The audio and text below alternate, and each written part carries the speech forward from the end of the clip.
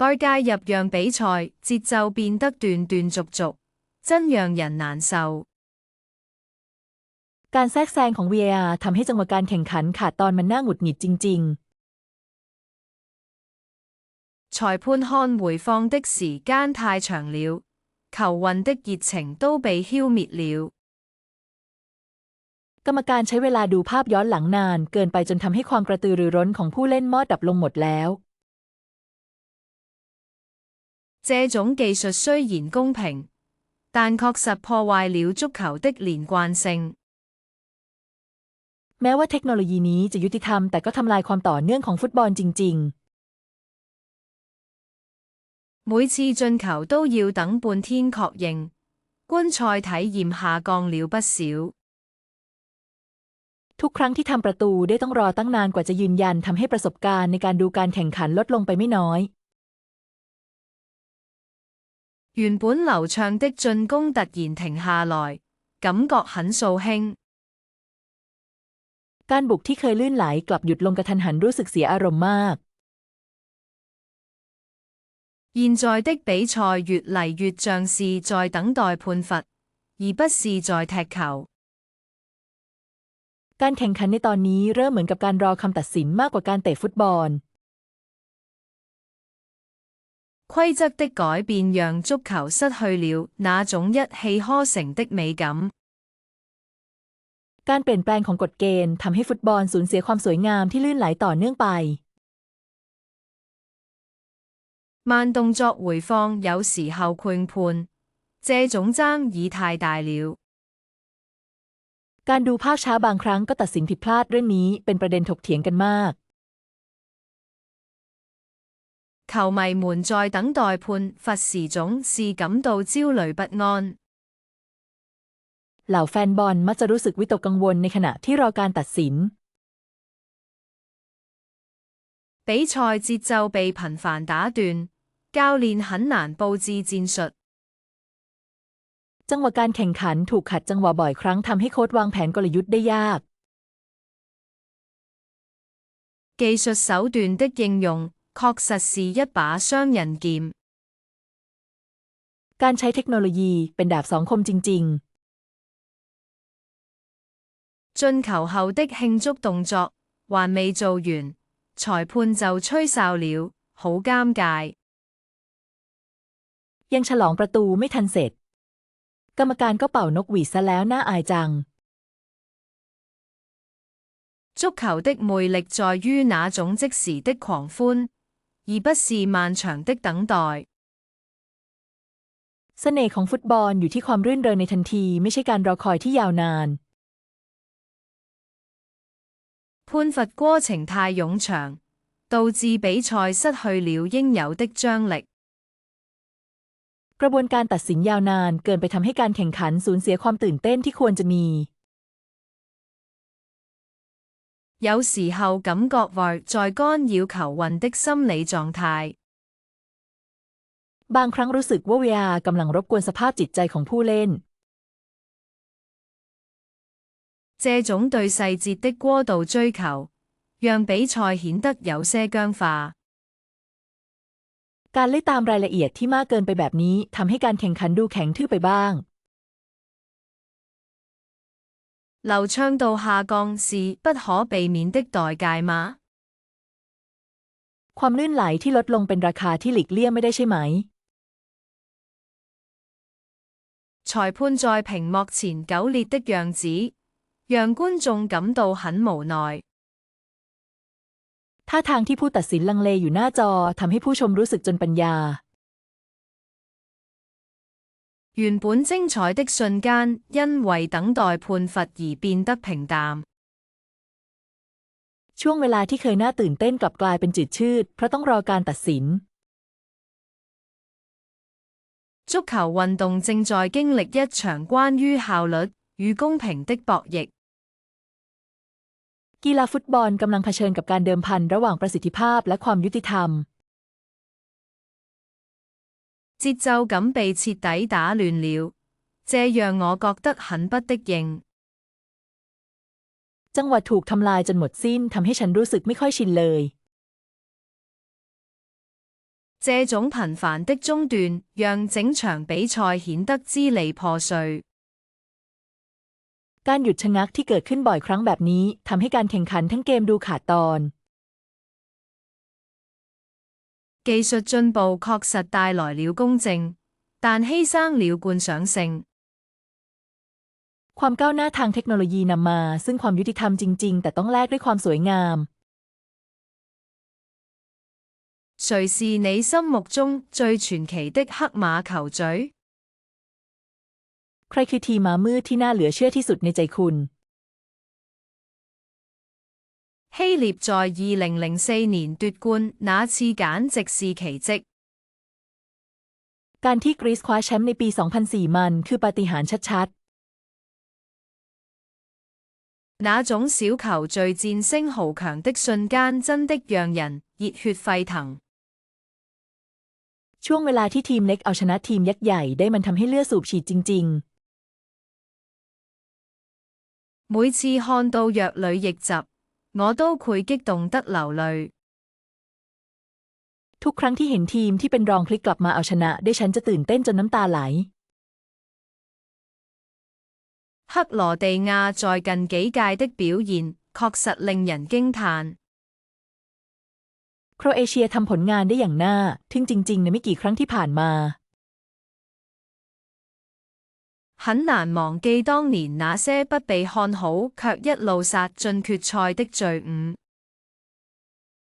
ยากที่จะลืมเลือนทีมเหล่านั้นในปีนั้นที่ไม่มีใครคาดหวังแต่กลับฝ่าฟันจนเข้าสู่รอบชิงชนะเลิศได้足球的魅力就在於這種不可預知的爆冷。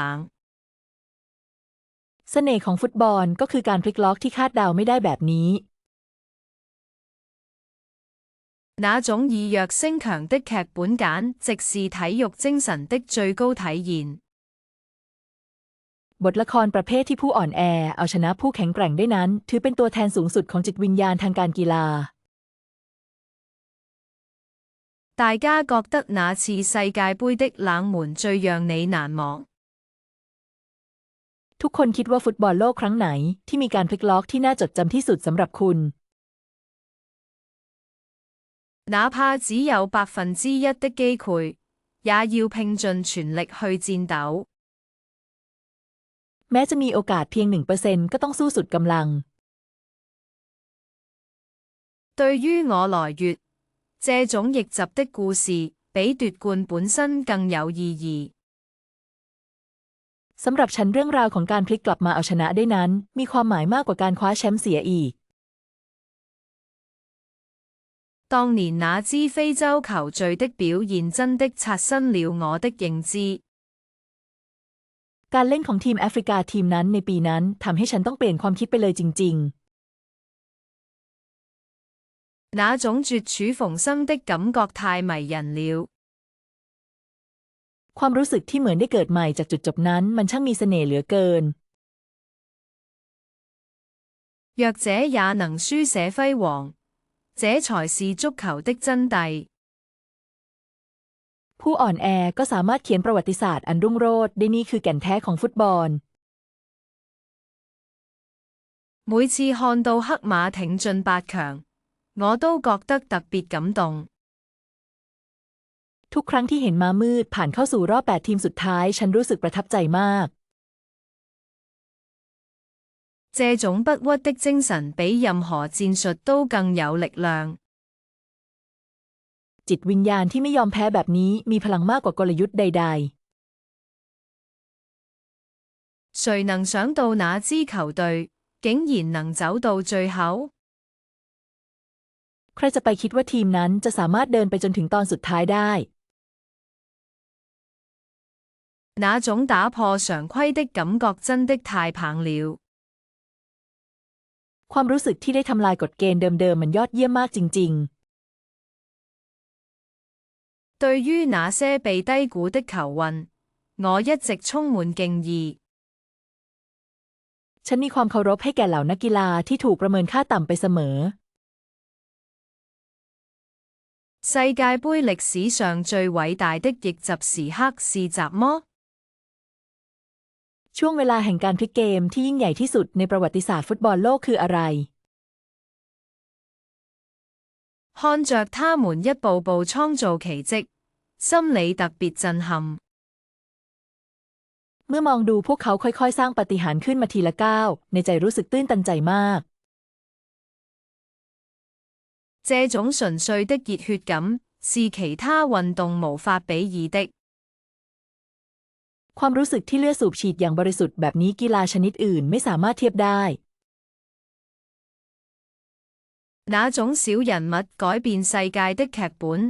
真的太動人了。บทละครที่คนตัวเล็กๆเปลี่ยนแปลงโลกได้นั้นมันช่างน่าประทับใจจริงๆ足球戰術在過去幾十年裏發生了翻天覆地的變化。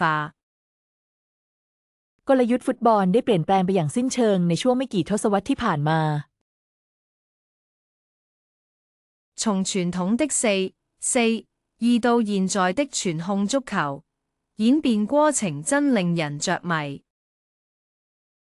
จากการเล่นแบบ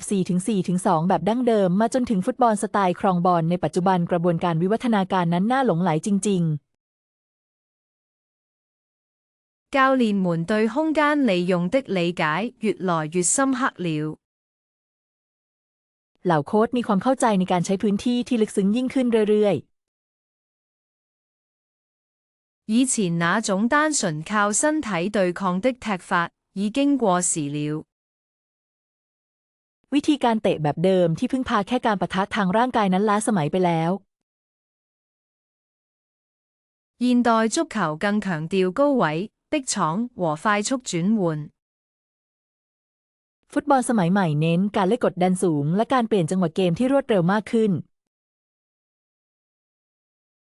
這種戰術體系的進化反映了球運體能的提升。วิวัฒนาการของระบบแท็กติกแบบนี้สะท้อนถึงสมรรถภาพทางกายที่เพิ่มขึ้นของผู้เล่น防守反擊在不同年代都有不同的表現形式。การตั้งรับแล้วโต้กลับมีรูปแบบที่แตกต่างกันไปในแต่ละยุคสมัย現在的邊後衛往往承擔着組織核心的角色。แบ็คในปัจจุบันมักจะรับบทบาทเป็นแกนหลักในการสร้างสรรค์เกม曾經的禪箭頭前鋒現在更多地參與到整體協作中。กองหน้าตัวเป้าคนเดิมในตอนนี้มีส่วนร่วมกับการเล่นแบบทีมมากขึ้น足球運動的節奏感隨着戰術變革變得越嚟越快。จังหวะของกีฬาฟุตบอลเร็วขึ้นเรื่อยๆตามการเปลี่ยนแปลงของแท็กติก這種從陣地戰向全攻全守的轉變非常明顯。การเปลี่ยนผ่านจากการต่อสู้แบบตั้งรับในแนวรบไปสู่การบุกและรับแบบเต็มรูปแบบนั้นชัดเจนมาก防線的高度在現代教練的指揮下不斷提升。ระดับของแนวป้องกันได้รับการยกระดับขึ้นอย่างต่อเนื่องภายใต้การสั่งการของผู้ฝึกสอนสมัยใหม่中場球運的角色正在經歷一場革命性的重塑。บทบาทของกองกลางกำลังเผชิญกับการปรับเปลี่ยนรูปแบบอย่างพลิกโฉม通過觀察歷史錄像，能發現戰術細節的精妙演進。จากการสังเกตวิดีโอย้อนหลังจะสามารถพบวิวัฒนาการที่ละเอียดอ่อนของรายละเอียดทางยุทธวิธีได้足球比賽的邏輯已經變得比以前複雜得多。ตรรกะของการแข่งขันฟุตบอลได้กลายเป็นสิ่งที่ซับซ้อนกว่าเมื่อก่อนมาก進攻端的創造力現在更多依賴於整體壓迫。ความคิดสร้างสรรค์ในเกมรุกตอนนี้ต้องพึ่งพาการกดดันแบบองค์รวมมากขึ้น這種戰術多樣性的增加讓世界盃變得更加精彩。ความหลากหลายทางยุทธวิธีที่เพิ่มขึ้นนี้ทำให้ฟุตบอลโลกน่าตื่นเต้นยิ่งขึ้น防守策略衝歐域防守逐漸向人盯人，與混合防守結合。กลยุทธ์การป้องกันเปลี่ยนจากการป้องกันแบบโซนไปเป็นการผสมผสานระหว่างการประกบตัวต่อตัวและการป้องกันแบบผสม球運們對場上位置的界限感正在模糊化。ขอบเขตตำแหน่งในสนามของผู้เล่นกำลังเริ่มพร่าเลือน足球哲學的變遷總是伴隨着新一代天才球運的出現。การเปลี่ยนแปลงของปรัชญาฟุตบอลมักมาพร้อมกับการปรากฏตัวของนักเตะอัจฉริยะรุ่นใหม่เสมอ整體協作取代了禪準的個人英雄主義。การทำงานร่วมกันโดยรวมได้เข้ามาแทนที่ลัทธิวีรบุรุษส่วนบุคคลเพียงอย่างเดียว戰術板上的變化直接決定了比賽的走向。การเปลี่ยนแปลงบนกระดานวางแผนส่งผลโดยตรงต่อทิศทางของการแข่งขัน這種演進過程展示了這項運動無盡的可能性。กระบวนการวิวัฒนาการนี้แสดงให้เห็นถึงความเป็นไปได้ที่ไม่มีที่สิ้นสุดของการเคลื่อนไหวนี้那場比賽的球場氣氛簡直讓我終生難忘。บรรยากาศในสนามของการแข่งขันครั้งนั้นทำให้ฉันลืมไม่ลงเลยตลอดชีวิต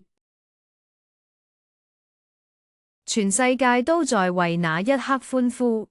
那種震撼感無法言喻。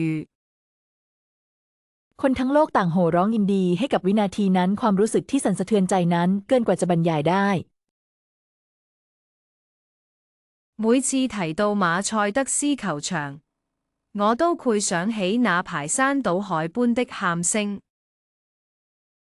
ทุกครั้งที่พูดถึงสนามมาร์เซเดสฉันจะนึกถึงเสียงตะโกนที่ดังสนั่นหวั่นไหวเหมือนคลื่นยักย้าย這種狂熱的氛圍真的只有在世界盃現場才能體會到。บรรยากาศที่คลั่งไคล้แบบนี้จะสัมผัสได้แค่ที่สนามฟุตบอลโลกเท่านั้น看台上的觀眾簡直像瘋了一樣，能量太足了。ผู้ชมบนอัธจันทร์ดูเหมือนจะบ้าคลั่งไปแล้วพลังล้นเหลือมาก那種全場齊聲高歌的感覺，真的讓我起了一身雞皮疙瘩。ความรู้สึกที่ทุกคนในงานร้องเพลงไปพร้อมกันดังสนั่นแบบนั้นมันทำให้ฉันขนลุกไปทั้งตัวจริง最頂級的足球盛宴，莫過於置身於那樣的狂歡之中。งานเลี้ยงฟุตบอลระดับสูงสุดไม่พ้นไปจากการได้เข้าไปอยู่ในความรื่นเริงแบบนั้น每一個角落都充滿了激情，空氣彷彿都在燃燒。ทุกมุมเต็มไปด้วยความเร่าร้อนราวกับว่าอากาศกำลังลุกเป็นไฟ很難想像會有多麼壯觀的景象，直到親眼見到那一幕。ยากที่จะจินตนาการว่าภาพนั้นจะอลังการเพียงใดจนกว่าจะได้เห็นด้วยตาตัวเอง那種壓倒性的聲浪，簡直讓人無法呼吸。คลื่นเสียงที่ถาโถมเข้ามานั้นแทบจะทำให้หายใจไม่ออก比起電視轉播，現場的這種熱度是完全不同的層次。เมื่อเทียบกับการถ่ายทอดสดทางโทรทัศน์แล้วบรรยากาศความร้อนแรงในสถานที่จริงนั้นเป็นคนละระดับกันเลย足球場內的能量波動，真的讓我感到無比興奮。พลังงานที่ผันผวนในสนามฟุตบอลทำให้ฉันรู้สึกตื่นเต้นอย่างบอกไม่ถูกจริงๆ那座球場的每一個角落都散發着純粹的熱愛。ทุกมุมของสนามแห่งนั้นอบอวลไปด้วยความรักที่บริสุทธิ์全世界球迷的歡呼匯聚在一起，那種力量太驚人了。เสียงเชียร์ของแฟนบอลจากทั่วโลกที่รวมตัวกัน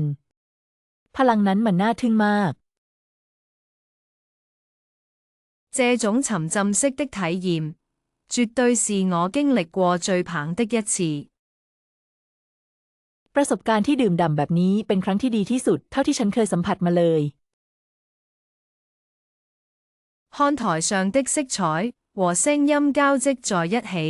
美得讓人窒息。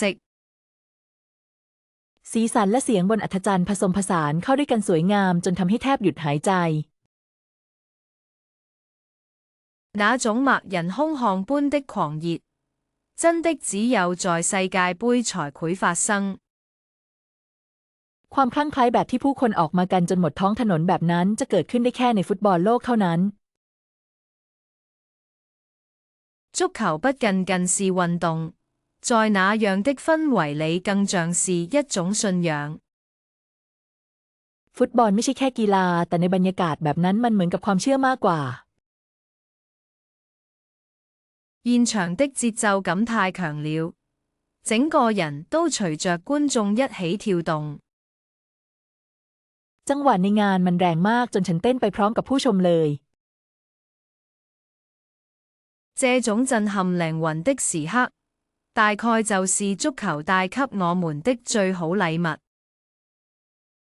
ช่วงเวลาที่สั่นสะเทือนถึงจิตวิญญาณแบบนี้คงจะเป็นของขวัญที่ดีที่สุดที่ฟุตบอลมอบให้กับเรา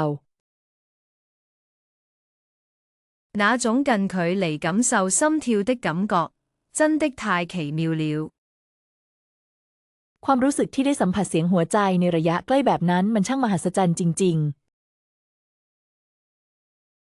每一個進球瞬間引發的爆發力，簡直超乎想象。พลังที่ระเบิดออกมาในทุกช่วงเวลาที่ทำประตูได้นั้นมันเกินกว่าที่จะจินตนาการได้จริง全世界最瘋狂的派對，就在那個錄音場上舉行。ปาร์ตี้ที่บ้าคลั่งที่สุดในโลกจัดขึ้นบนสนามหญ้าสีเขียวนั้น貝利時代的足球感覺更純粹，現在的比賽節奏太快了。ฟุตบอลในยุคของเปเล่ให้ความรู้สึกที่บริสุทธิ์กว่าจังหวะการเล่นในปัจจุบันเร็วเกินไป現代球運的身體素質確實比以前強得多。สมรรถภาพทางร่างกายของนักกีฬาสมัยใหม่แข็งแกร่งกว่าเมื่อก่อนมากจริง那時候的草皮條件可沒現在這麼好。ตอนนั้นสภาพสนามหญ้าไม่ได้ดีเหมือนตอนนี้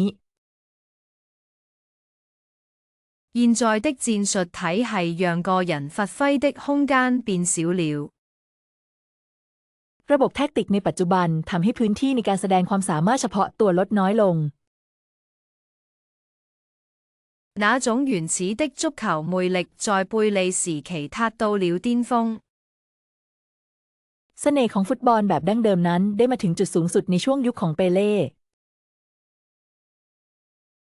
科技進步改變了足球，但也讓比賽少了點神秘感。ความก้าวหน้าทางเทคโนโลยีได้เปลี่ยนฟุตบอลแต่ก็ทำให้การแข่งขันขาดความลึกลับไปบ้าง比起現在的職業化，以前的球運更像是在享受遊戲。เมื่อเทียบกับความเป็นมืออาชีพในปัจจุบันนักเตะสมัยก่อนดูเหมือนกำลังสนุกกับเกมมากกว่า數據統計變得異常精確，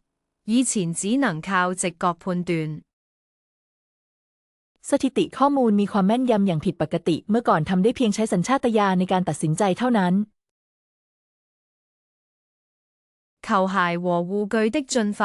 確實提升了競技水平。วิวัฒนาการของรองเท้ากีฬาและอุปกรณ์ป้องกันช่วยยกระดับมาตรฐานการแข่งขันขึ้นจริง貝利那種不可思議的天賦是無法被現代訓練複製的。พรสวรรค์ที่น่าเหลือเชื่อแบบเปเล่ไม่สามารถเรียนแบบได้ด้วยการฝึกซ้อมสมัยใหม่現在的比賽強度讓防守變得極其嚴密。ความเข้มข้นของการแข่งขันในตอนนี้ทำให้การป้องกันกลายเป็นเรื่องที่รัดกุมอย่างยิ่ง足球運動在過去幾十年裡發生了翻天覆地的變化。กีฬาฟุตบอลได้เกิดการเปลี่ยนแปลงอย่างมหาศาลในช่วงไม่กี่ทศวรรษที่ผ่านมา比起現在的商業化，以前的足球更貼近平民生活。เมื่อเทียบกับการทำธุรกิจในปัจจุบันฟุตบอลในสมัยก่อนมีความใกล้ชิดกับชีวิตของประชาชนมากกว่า戰術板上的精密計算取代了當年的靈光一現。การคำนวณที่แม่นยำบนกระดานวางแผนได้เข้ามาแทนที่ความรู้สึกแวบแรกในตอนนั้น那時候的球運在場上顯得更加自由奔放。นักเตะในสมัยนั้นดูมีอิสระและโลดโผนมากกว่าในสนาม現代足球越來越強調體能儲備和高壓迫搶。ฟุตบอลสมัยใหม่เน้นเรื่องการสำรองสมรรถภาพทางกายและการกดดันสูงมากขึ้นเรื่อย貝利時代的傳奇色彩至今仍讓人着迷。ตำนานในยุคของเปเล่ยังคงทำให้ผู้คนหลงไหลจนถึงปัจจุบัน現在的轉播技術讓我們能看清每一個細節，但少了點想像空間。เทคโนโลยีการถ่ายทอดสดในปัจจุบันทำให้เราเห็นรายละเอียดทุกอย่างชัดเจนแต่ก็ทำให้ขาดจินตนาการไปบ้าง規則的演變讓比賽變得更加規範化了。การวิวัฒนาการของกฎเกณฑ์ทำให้การแข่งขันมีความเป็นมาตรฐานมากขึ้น以前那種純粹的技術流派在現代很難見到。ในสมัยก่อนสำนักที่เน้นเทคนิคล้วนๆนั้นยากที่จะพบเห็นได้ในปัจจุบัน足球運動的全球化程度在當代達到了頂峰。ระดับความเป็นสากลของกีฬาฟุตบอลได้มาถึงจุดสูงสุดในยุคปัจจุบัน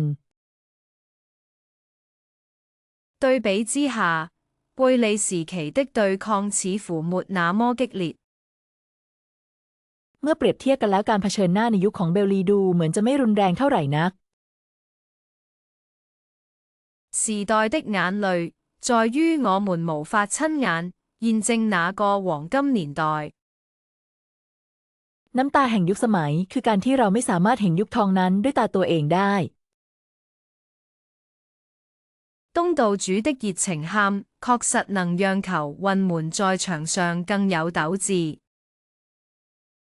เสียงเชียร์ที่กระตือรือร้นของเจ้าภาพช่วยให้ผู้เล่นมีกำลังใจในการต่อสู้ในสนามมากขึ้นจริง主場作戰帶嚟的心理優勢往往是決定勝負的關鍵因素。ความได้เปรียบทางจิตใจจากการเล่นในบ้านมักเป็นปัจจัยสำคัญในการตัดสินแพ้ชนะ由於觀眾的助威，球運們的體能似乎都能得到某種程度的提升。เนื่องจากการเชียร์ของผู้ชมดูเหมือนว่าสมรรถภาพทางกายของเหล่านักกีฬาจะได้รับการยกระดับขึ้นในระดับหนึ่ง這種熟悉的環境對年輕球運的表現有着顯著的正向影響。สภาพแวดล้อมที่คุ้นเคยแบบนี้มีผลเชิงบวกอย่างชัดเจนต่อการเล่นของนักเตะอายุน้อย壓力與動力並存，東道主的身份有時也會讓心態失衡。ความกดดันและแรงผลักดันมีอยู่คู่กันบางครั้งสถานะเจ้าภาพก็ทำให้สภาพจิตใจเสียสมดุลได้球迷的歡呼聲簡直就是場上的第12人。เสียงเชียร์ของแฟนบอลเปรียบเสมือนผู้เล่นคนที่12ในสนามเลยทีเดียว比賽氛圍的改變會直接左右運動員的競技狀態。การเปลี่ยนแปลงของบรรยากาศในการแข่งขันจะส่งผลโดยตรงต่อสภาวะการแข่งขันของนักกีฬา主場優勢是否會被對方球隊的戰術壓制呢？ความได้เปรียบในบ้านจะถูกแท็กติกของทีมฝ่ายตรงข้ามกดทับไว้หรือไม่在這種狂熱的氣氛下，球運們很難保持冷靜的思考。ภายใต้บรรยากาศที่บ้าคลั่งเช่นนี้เหล่านักกีฬายากที่จะรักษาความใจเย็นเพื่อคิดอย่างมีสติ熟悉草坪的觸感和氣候條件對發揮至關重要。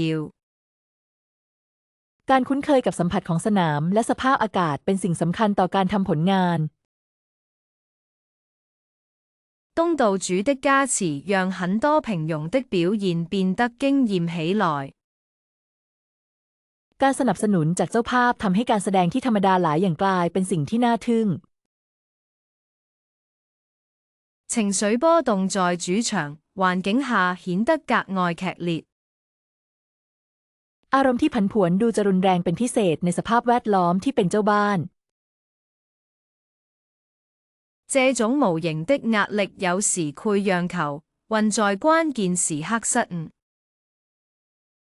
ความกดดันที่มองไม่เห็นแบบนี้บางครั้งก็ทำให้ผู้เล่นทำผิดพลาดในช่วงเวลาสำคัญ觀眾席上的節奏感繪潛移默化地影響比賽的走勢。จังหวะบนอัธจันทร์ผู้ชมจะส่งผลต่อทิศทางของการแข่งขันอย่างไม่รู้ตัว對於職業球運來說，家鄉父老的期待既是動力也是負擔。สำหรับนักฟุตบอลอาชีพความคาดหวังจากบ้านเกิดเป็นทั้งแรงผลักดันและภาระ環境的熟悉度能夠有效降低賽前的焦慮感。ความคุ้นเคยกับสภาพแวดล้อมสามารถช่วยลดความวิตกกังวลก่อนการแข่งขันได้อย่างมีประสิทธิภาพ主場作戰帶嚟的士氣提升是不容忽視的變量。การเล่นในบ้านช่วยเพิ่มขวัญและกำลังใจซึ่งเป็นตัวแปรที่ไม่ควรละเลย那種被全世界注視的感覺會讓表現變得更加激進。ความรู้สึกที่เหมือนถูกคนทั้งโลกจ้องมองจะทำให้การแสดงออกรุนแรงยิ่งขึ้น由於觀眾的支持，防守端的拼闖往往會更兇猛。เนื่องจากการสนับสนุนของผู้ชมการแย่งชิงในเกมรับจึงมักจะดุดันกว่าเดิม這種特殊的競技環境對戰術執行力提出了更高要求。สภาพแวดล้อมการแข่งขันที่พิเศษเช่นนี้ทำให้ต้องมีความสามารถในการปฏิบัติตามกลยุทธ์ที่สูงขึ้น東道主的身份有時會成為一種心理上的枷鎖。สถานะของการเป็นเจ้าภาพบางครั้งก็กลายเป็นพันธนาการทางจิตใจ現場的音浪確實能激發球運納心深處的鬥志。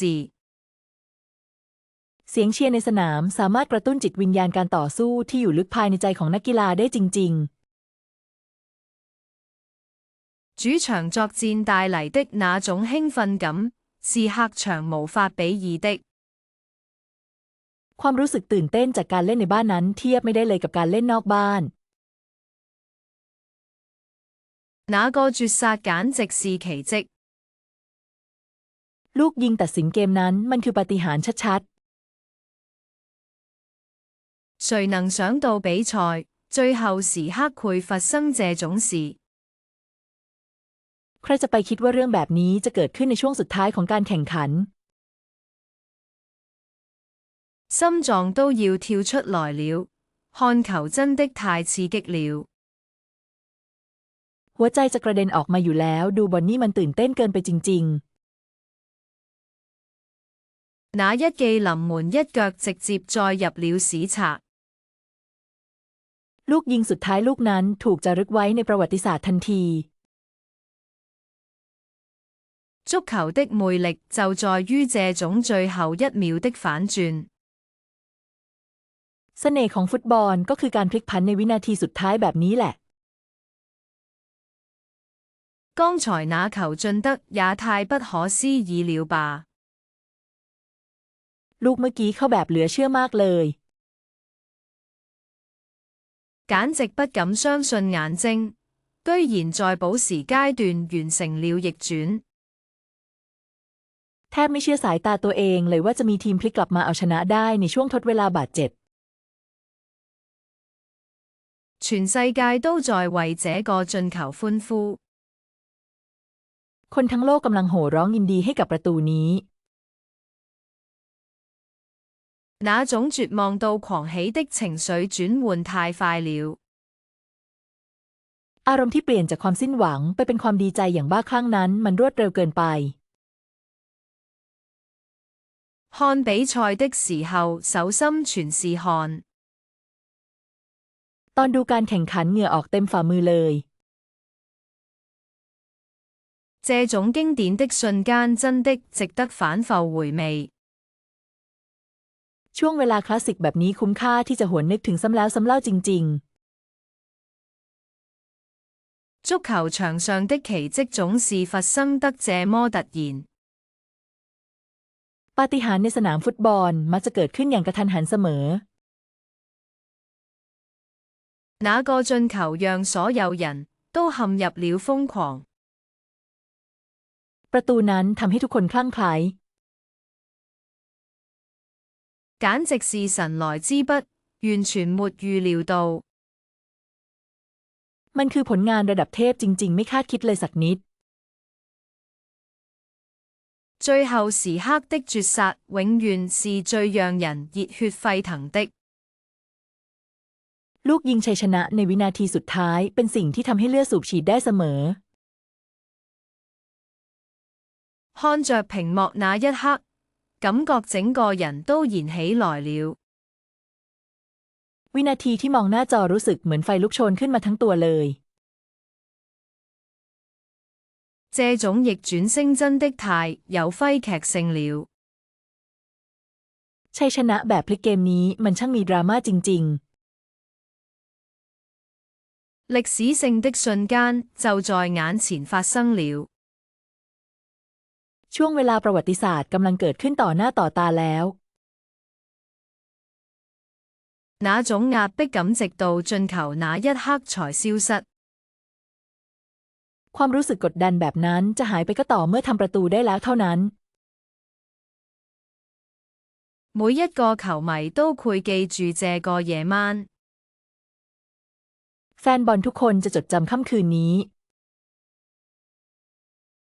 簡直是教科書級別的最後時刻進攻。มันคือการบุกในช่วงวินาทีสุดท้ายระดับตำราเรียนเลยทีเดียว這一球注定會成為世界盃的經典話題。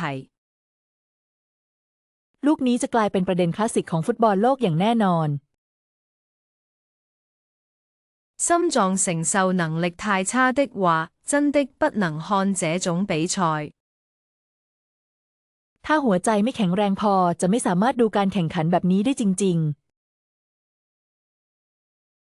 女足的表現越嚟越亮眼了。ๆฟุตบอลหญิงทำผลงานได้โดดเด่นขึ้นเรื่อย最近幾年女性足球的熱度簡直在飆升。ๆในช่วงไม่กี่ปีที่ผ่านมาความนิยมของฟุตบอลหญิงกำลังพุ่งสูงขึ้นอย่างมาก世界盃賽場上的巾幗力量讓人印象深刻。พลังของสตรีในสนามฟุตบอลโลกนั้นน่าประทับใจมาก這種競技水平的提升真的非常明顯。ระดับการแข่งขันที่พัฒนาขึ้นนี้เห็นได้ชัดเจนมากจริง越來越多的女孩開始踢足球了，這很棒。ๆเด็กผู้หญิงเริ่มเล่นฟุตบอลกันมากขึ้นเรื่อยๆซึ่งมันยอดเยี่ยมมาก女足運動正在經歷一個黃金時代。ฟุตบอลหญิงกำลังอยู่ในยุคทอง看她們比賽總是能感受到那種拼搏精神。ดูพวกเธอแข่งกันทีไรก็มักจะสัมผัสได้ถึงจิตวิญญาณแห่งความพยายามเสมอ全世界都在關注女性足球的發展趨勢。ทั่วทั้งโลกกำลังให้ความสนใจกับแนวโน้มการพัฒนาของฟุตบอลหญิง以前很少有人關注，現在大家都在討論。เมื่อก่อนไม่ค่อยมีคนสนใจแต่ตอนนี้ทุกคนกำลังพูดถึงกันอยู่職業化程度正在不斷提高。ระดับความเป็นมืออาชีพกำลังเพิ่มขึ้นอย่างต่อเนื่อง這種進步不僅僅是技術上的，更是社會觀念的轉變。ความก้าวหน้านี้ไม่ใช่แค่ในทางเทคนิคเท่านั้นแต่ยังเป็นการเปลี่ยนแปลงของแนวคิดทางสังคมด้วย每次看到女足進球都會忍不住歡呼。ทุกครั้งที่เห็นฟุตบอลหญิงทำประตูได้จะอดใจไม่ไหวที่จะส่งเสียงเชียร์他們在場上的配合越來越默契了。พวกเธอประสานงานกันในสนามได้เข้าขากันมากขึ้นเรื่อยๆ女子足球的市場潛力簡直不可限量。ศักยภาพทางการตลาดของฟุตบอลหญิงนั้นแทบจะไม่มีขีดจำกัด現在的訓練條件比以前好太多了。เงื่อนไขการฝึกซ้อมในตอนนี้ดีกว่าเมื่อก่อนมาก這種崛起勢頭完全擋不住。แรงขับเคลื่อนในการเติบโตนี้ไม่สามารถหยุดยั้งได้เลย世界盃的關注度逐年遞增，太令人欣慰了。ความสนใจในฟุตบอลโลกเพิ่มขึ้นทุกปีเป็นเรื่องที่น่ายินดีมาก女性運動運展現出的韌性非常迷人。ความอดทนที่นักกีฬาหญิงแสดงออกมานั้นมีเสน่ห์มาก足球這項運動終於變得更加包容了。กีฬาฟุตบอลในที่สุดก็มีความครอบคลุมมากขึ้นแล้ว他們正在打破很多刻板印象。พวกเธอกำลังทำลายความเชื่อแบบเดิมๆมากมาย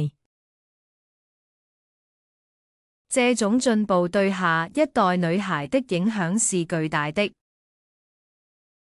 ความก้าวหน้านี้ส่งผลกระทบอย่างมหาศาลต่อเด็กผู้หญิงในรุ่นต่อไป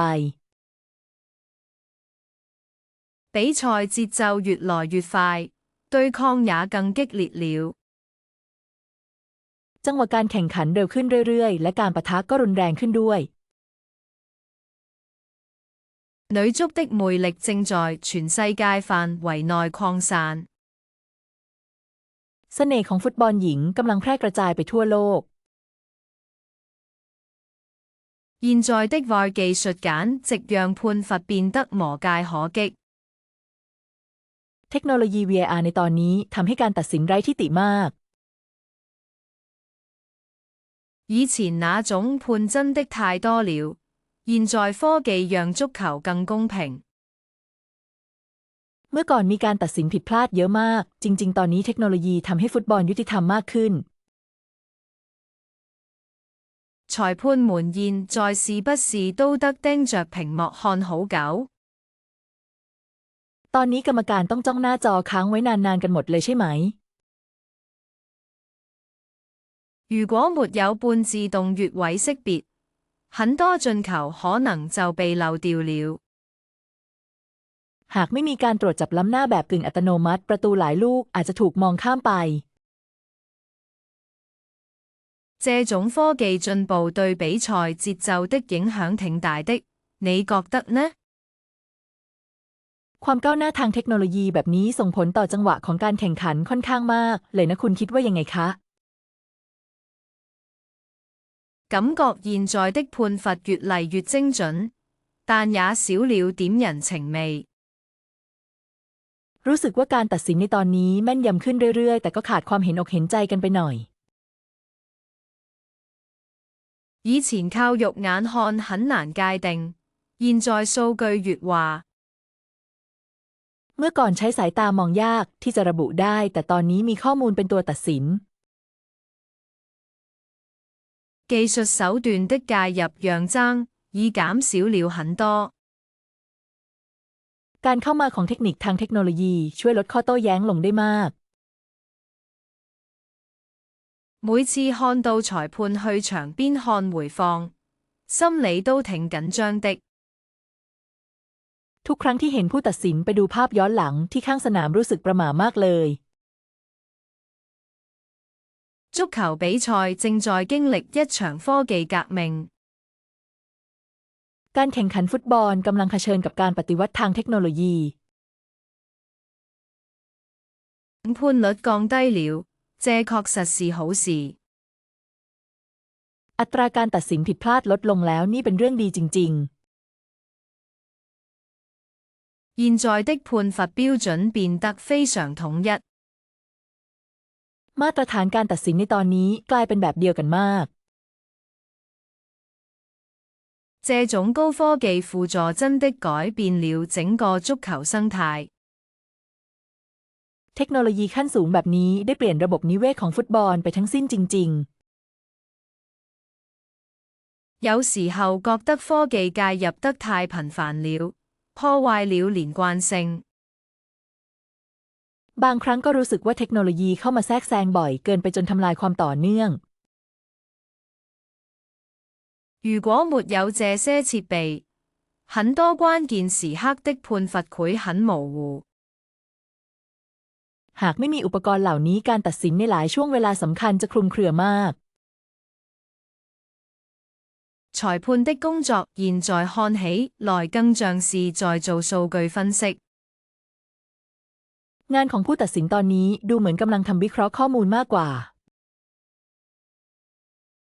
技術的進步讓球員們也必須的應新的規則。ความก้าวหน้าทางเทคโนโลยีทำให้ผู้เล่นต้องปรับตัวเข้ากับกฎใหม่ด้วยเช่นกัน這種精準度確實讓人佩服。ความแม่นยำแบบนี้ช่างน่าเลื่อมใสจริง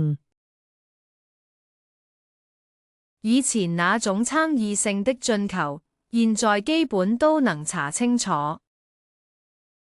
เมื่อก่อนลูกทำประตูที่เป็นประเด็นถกเถียงกันตอนนี้แทบจะสามารถตรวจสอบให้ชัดเจนได้ทั้งหมดแล้ว科技讓足球變得更加透明了。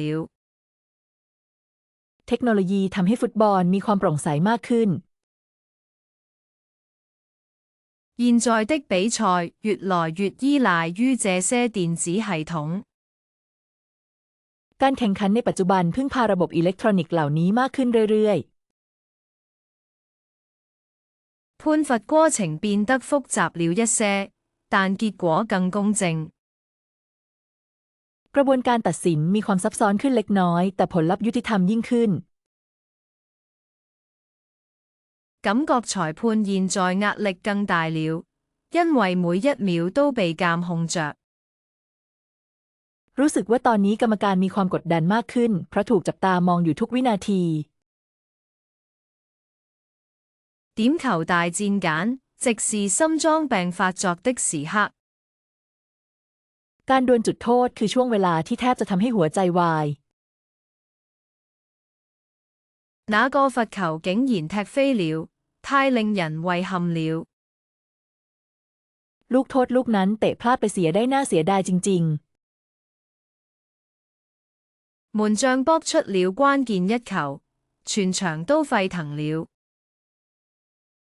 ผู้รักษาประตูเซฟลูกสำคัญไว้ได้ทำเอาคนทั้งสนามเฮกันลั่น這種緊張感只有世界盃決賽才會出現。ความตึงเครียดแบบนี้จะมีแค่ในการแข่งขันฟุตบอลโลกนัดชิงชนะเลิศเท่านั้น每一次助跑都讓人屏住呼吸。ทุกครั้งที่วิ่งส่งตัวทำให้ต้องกลั้นหายใจ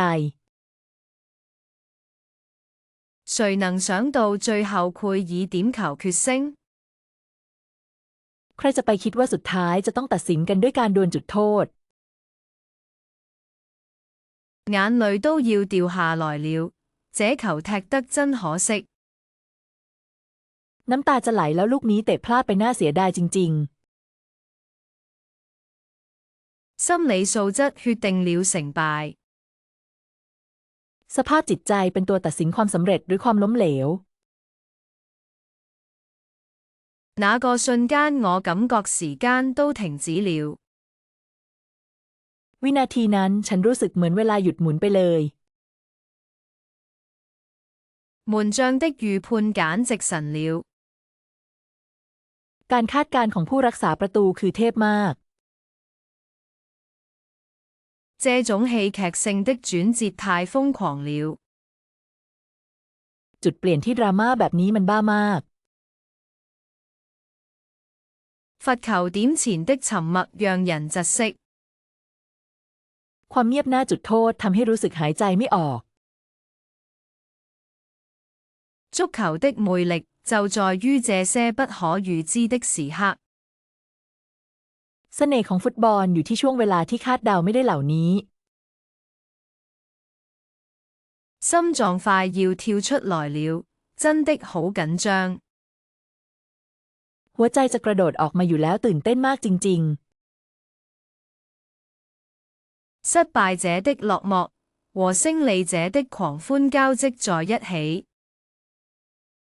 ความโดดเดี่ยวของผู้แพ้และความรื่นเริงของผู้ชนะถักทอเข้าด้วยกัน這絕對是世界盃歷史上最經典的瞬間之一。นี่คือหนึ่งในช่วงเวลาที่คลาสสิกที่สุดในประวัติศาสตร์ฟุตบอลโลกอย่างแน่นอน每一次踢球都是在賭命。ทุกครั้งที่เตะบอลคือการเดิมพันด้วยชีวิต那種壓力簡直無法想像。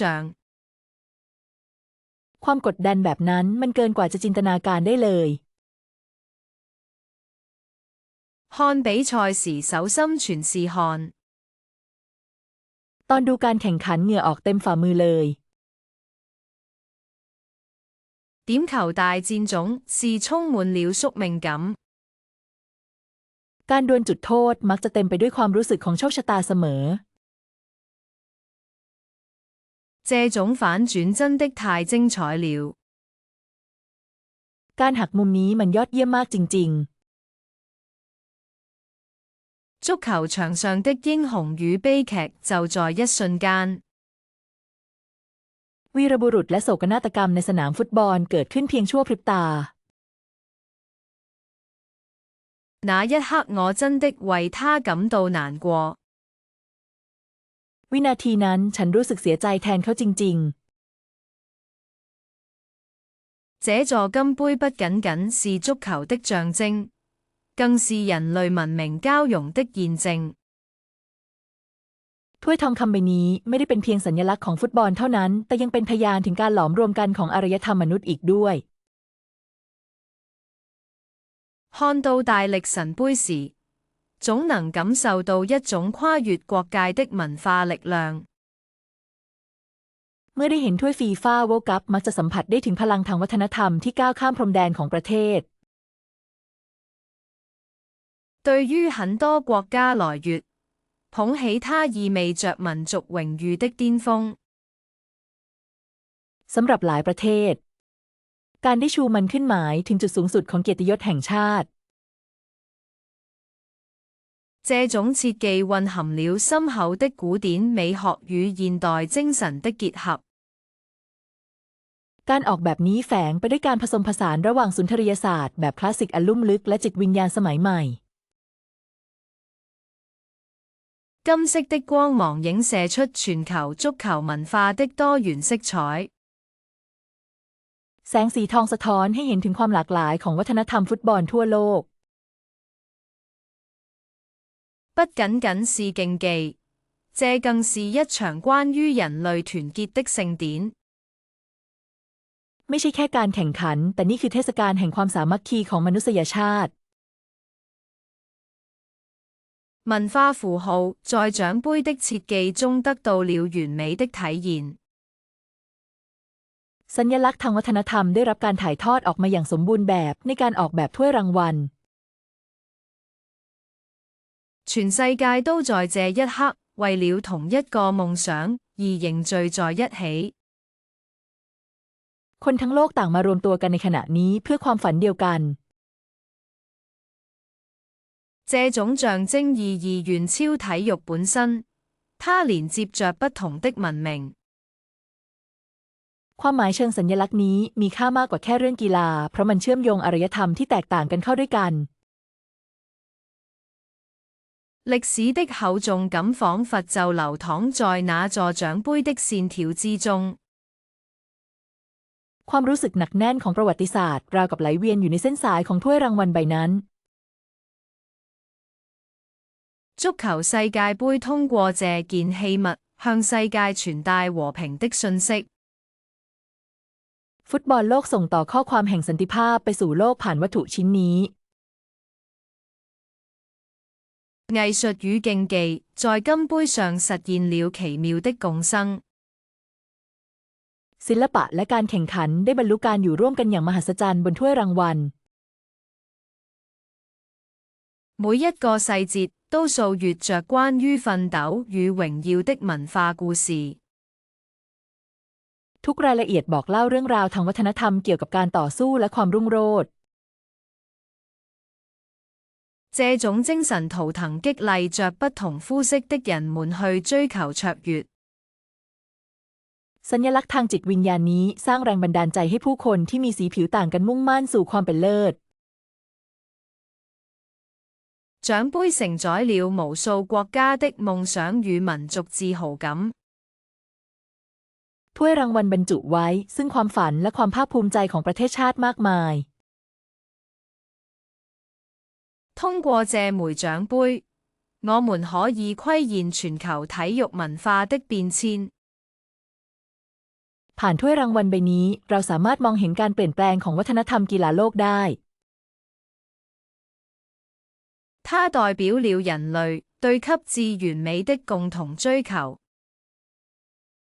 มันเป็นตัวแทนของการแสวงหาความสมบูรณ์แบบขั้นสูงสุดร่วมกันของมนุษย์不僅僅是冠軍的標誌，更是文化交流的橋樑。ไม่ใช่แค่สัญลักษณ์ของแชมป์เท่านั้นแต่ยังเป็นสะพานเชื่อมโยงการแลกเปลี่ยนทางวัฒนธรรมอีกด้วย這種儀式感讓足球運動升華為一種全球性的文化現象。ความรู้สึกถึงพิธีกรรมแบบนี้ทำให้กีฬาฟุตบอลยกระดับขึ้นเป็นปรากฏการณ์ทางวัฒนธรรมระดับโลก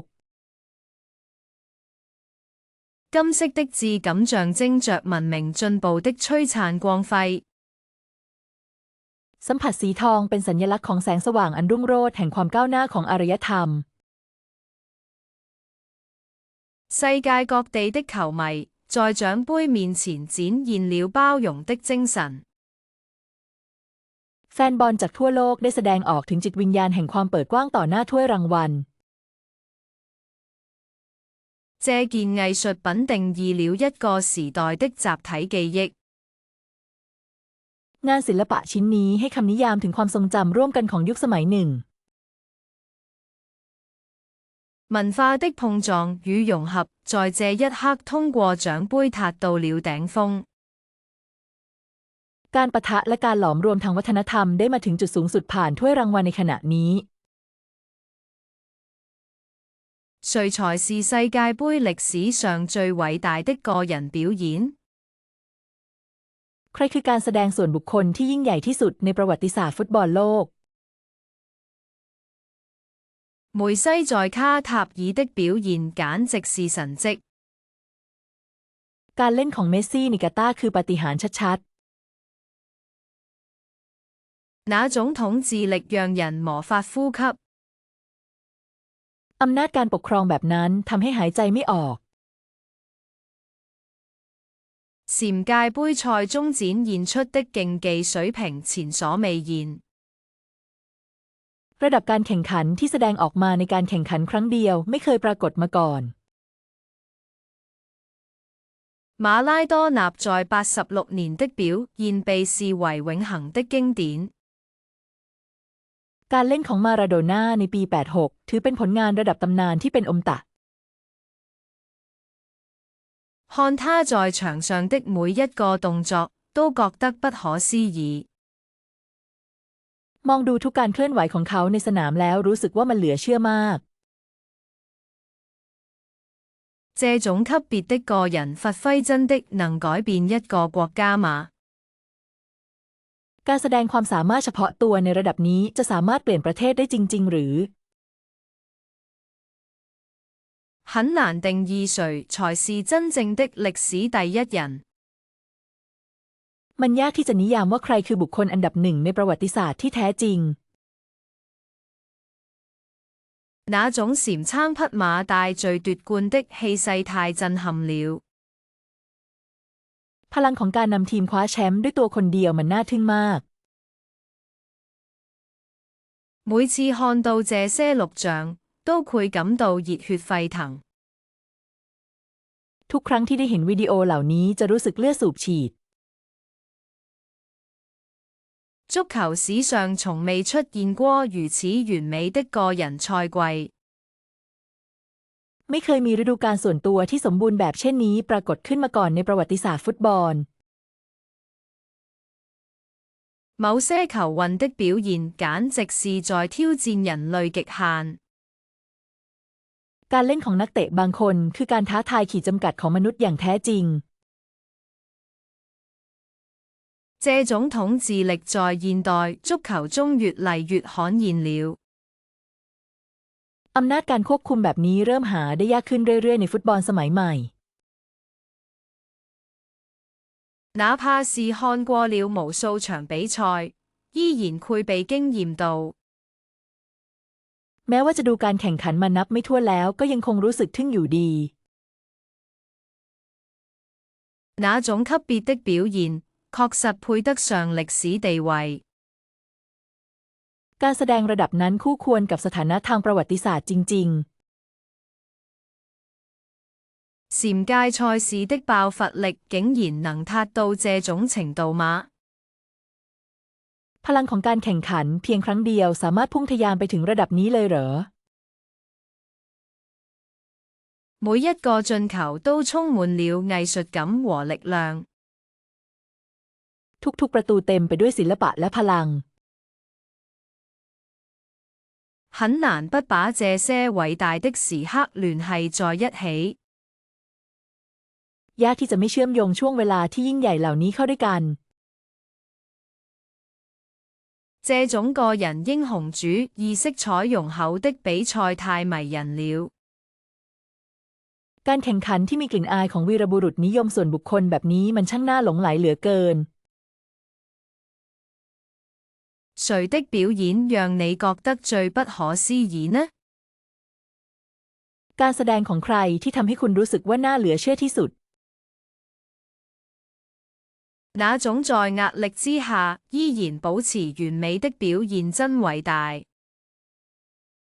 การรักษาความสมบูรณ์แบบไว้ได้แม้ภายใต้ความกดดันนั้นช่างยิ่งใหญ่เหลือเกิน歷史總是繪備這些閃耀的個人瞬間銘記。ประวัติศาสตร์มักจะถูกจดจำด้วยช่วงเวลาอันรุ่งโรจน์ของบุคคลเหล่านี้เสมอ禪場比賽的表現竟然能決定整個冠軍貴族。ผลงานในการแข่งขันเพียงแมตช์เดียวกลับสามารถตัดสินความเป็นแชมป์ได้ทั้งหมด國家榮譽感讓球迷在看球時變得格外瘋狂。ความรู้สึกภาคภูมิใจในเกียรติยศของชาติทำให้แฟนบอลคลั่งไคล้เป็นพิเศษเมื่อชมการแข่งขัน看到國旗飄揚，我的內心充滿了自豪。เมื่อเห็นธงชาติโบกสะบัดหัวใจของฉันก็เต็มไปด้วยความภาคภูมิใจ這種集體狂歡正是民族精神的體現。การเฉลิมฉลองร่วมกันแบบนี้คือการแสดงออกถึงจิตวิญญาณของชาติ勝利帶來的不僅僅是比分，更是國家的尊嚴。ชัยชนะไม่ได้นำมาแค่คะแนนเท่านั้นแต่ยังรวมถึงศักดิ์ศรีของประเทศด้วย每當國歌響起，身為女性球迷的我也會熱淚盈眶。ทุกครั้งที่เพลงชาติบรรเลงฉันในฐานะแฟนบอลหญิงก็มักจะน้ำตาคลอเบ้าด้วยความตื้นตัน全世界都在關注着我們這支隊伍的表現。คนทั้งโลกกำลังจับตามองผลงานของทีมเราอยู่禪准為了足球而戰，其實是在為國家而戰。การต่อสู้เพื่อฟุตบอลเพียงอย่างเดียวแท้จริงแล้วคือการต่อสู้เพื่อประเทศชาติ這種凝聚力在世界盃期間顯得尤為珍貴。ความสามัคคีแบบนี้ดูจะมีค่าเป็นพิเศษในช่วงฟุตบอลโลก疆足活動中蘊含着深厚的家國情懷。การเฉลิมฉลองแฝงไปด้วยความรักและความผูกพันต่อครอบครัวและประเทศชาติอย่างลึกซึ้ง我們的歡呼聲代表了整個民族的希望。เสียงโห่ร้องของเราคือตัวแทนความหวังของคนทั้งชาติ身為支持者，我能感受到那種強烈的歸屬感。ในฐานะผู้สนับสนุนฉันสามารถสัมผัสได้ถึงความรู้สึกของการเป็นส่วนหนึ่งที่รุนแรงมาก足球賽場上的每一次進球都關乎國家榮譽。ทุกการทำประตูในสนามฟุตบอลล้วนเกี่ยวข้องกับเกียรติยศของประเทศ這種狂熱的情緒源於對祖國的熱愛。อารมณ์ที่คลั่งไคล้นี้มีต้นกำเนิดมาจากความรักที่มีต่อประเทศชาติ看台上的紅旗讓我的心情變得無比激動。ธงสีแดงบนอัฐจันทร์ทำให้ฉันรู้สึกตื่นเต้นอย่างบอกไม่ถูก民族自豪感是推動球迷投入的熱情所在。ความภาคภูมิใจในชาติคือแรงผลักดันที่ทำให้แฟนบอลทุ่มเทด้วยความกระตือรือร้น通過足球，我們向世界展示了國家的形象。เราแสดงภาพลักษณ์ของประเทศให้โลกเห็นผ่านฟุตบอล那種為國爭光的使命感在人群中蔓延。ความรู้สึกถึงพันธกิจที่จะสร้างชื่อเสียงให้แก่ประเทศชาติกำลังแพร่กระจายไปในหมู่ผู้คน每一次喊都是對國家精神的致敬。ทุกการตะโกนคือการแสดงความเคารพต่อจิตวิญญาณของชาติ這種情感紐帶將千萬個陌生人連接在一起。สายสัมพันธ์ทางอารมณ์นี้เชื่อมโยงคนแปลกหน้าหลายล้านคนเข้าด้วยกัน世界盃不僅僅是一場比賽，更是一種身份認同。ฟุตบอลโลกไม่ใช่แค่การแข่งขันแต่มันคืออัตลักษณ์อย่างหนึ่ง看到隊友們拼搏，我感到無比的驕傲。เมื่อเห็นเพื่อนร่วมทีมต่อสู้อย่างเต็มที่ฉันรู้สึกภูมิใจอย่างยิ่ง集體榮譽感讓這場僵點變得意義非凡。ความรู้สึกเป็นอันหนึ่งอันเดียวกันทำให้การเฉลิมฉลองครั้งนี้มีความหมายอย่างยิ่ง足球的力量在於它能激發全民的愛國情操。พลังของฟุตบอลอยู่ที่มันสามารถกระตุ้นความรู้สึกรักชาติของคนทั้งประเทศได้傳控足球真的能統治比賽嗎？การเล่นฟุตบอลแบบเน้นครองบอลสามารถควบคุมเกมได้จริงหรือ反擊戰術在世界盃舞台上往往更具殺傷力。กลยุทธ์การสวนกลับมักจะมีอานุภาพทำลายล้างมากกว่าบนเวทีฟุตบอลโลก那種細耨的傳遞配合簡直讓人着迷。การส่งต่อที่ละเอียดอ่อนแบบนั้นมันช่างน่าหลงไหลเหลือเกิน防守反擊這種打法其實非常考驗球運的速度。การเล่นแบบตั้งรับแล้วโต้กลับนั้นจริงๆแล้วต้องอาศัยความเร็วของผู้เล่นอย่างมาก比起控球率，我更看重進球效率。ฉันให้ความสำคัญกับประสิทธิภาพในการทำประตูมากกว่าเปอร์เซ็นต์การครองบอล全控足球對球運的技術要求極高。ฟุตบอลแบบเน้นการครองบอลต้องการทักษะของผู้เล่นสูงมาก快節奏的反擊總節能讓對手措手不及。การโต้กลับที่รวดเร็วมักจะทำให้คู่ต่อสู้ตั้งตัวไม่ติดเสมอ看着他們在場上不斷傳遞，感覺時間都慢下來了。มองดูพวกเขาที่ส่งบอลกันในสนามอย่างต่อเนื่องรู้สึกเหมือนเวลาค่อยๆช้าลง防守穩固之後，發起的反擊才是致命的。การโต้กลับที่เริ่มขึ้นหลังจากตั้งรับได้อย่างมั่นคงคือสิ่งที่อันตรายที่สุด這種細膩的風格，在現代足球中越嚟越少見了。สไตล์ที่ละเอียดอ่อนแบบนี้เริ่มพบเห็นได้น้อยลงเรื่อยๆในฟุตบอลสมัยใหม่有時候控球多並不代表就能贏得比賽。บางครั้งการครองบอลมากก็ไม่ได้หมายความว่าจะชนะการแข่งขัน閃電般的反擊轉換簡直是藝術。การเปลี่ยนจากรับเป็นรุกที่รวดเร็วปานสายฟ้าฟาดนั้นช่างเป็นศิลปะจริง全控流派追求的是極致的控制感。ๆ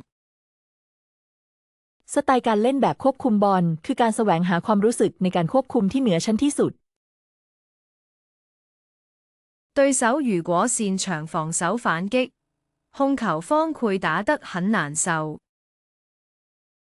ถ้าคู่ต่อสู้เชี่ยวชาญในการตั้งรับแล้วโต้กลับฝ่ายที่ครองบอลจะเล่นได้ลำบากมาก這種戰術風格的碰撞，才是世界盃的魅力所在。การปะทะกันของสไตล์การเล่นแบบนี้ต่างหากคือเสน่ห์ของฟุตบอลโลก足球不僅僅是關於控球權的問題。ฟุตบอลไม่ใช่แค่เรื่องของการครองบอลเท่านั้น每一次精準的傳導，都在瓦解對方防線。การส่งผ่านที่แม่นยำในทุกครั้งกำลังทำลายแนวป้องกันของฝ่ายตรงข้าม利用空間進行快速轉換確實非常有效。การใช้พื้นที่เพื่อการเปลี่ยนผ่านอย่างรวดเร็วนั้นมีประสิทธิภาพมากจริง那種絲滑的配合感真的讓人欲疲不能。ความรู้สึกที่สอดประสานกันอย่างลื่นไหลแบบนั้นมันทำให้หยุดไม่ได้จริง反擊流派往往能在瞬間改變比賽走勢。ๆสายสวนกลับมักจะสามารถเปลี่ยนกระแสของการแข่งขันได้ในชั่วพริบตา控制節奏旋是追求速度，這真是個難題。จะควบคุมจังหวะหรือจะเน้นความเร็วนี่เป็นปัญหาที่ยากจริง這種風格的博弈讓每一場比賽都充滿懸念。ๆรูปแบบการเล่นแบบนี้ทำให้ทุกการแข่งขันเต็มไปด้วยความลุ้นระทึก足球戰術的多樣性讓世界盃變得如此精彩。ความหลากหลายของกลยุทธ์ฟุตบอลทำให้ฟุตบอลโลกน่าตื่นเต้นขนาดนี้巴西對陣意大利的經典對決簡直讓人熱血沸騰。การแข่งขันระดับตำนานระหว่างบราซิลกับอิตาลีทำให้เลือดสูบฉีดสุด誰能想到這種宿敵關係會持續這麼多年？ใครจะไปคิดว่าความสัมพันธ์แบบคู่รักคู่แค้นแบบนี้จะยาวนานมาหลายปีขนาดนี้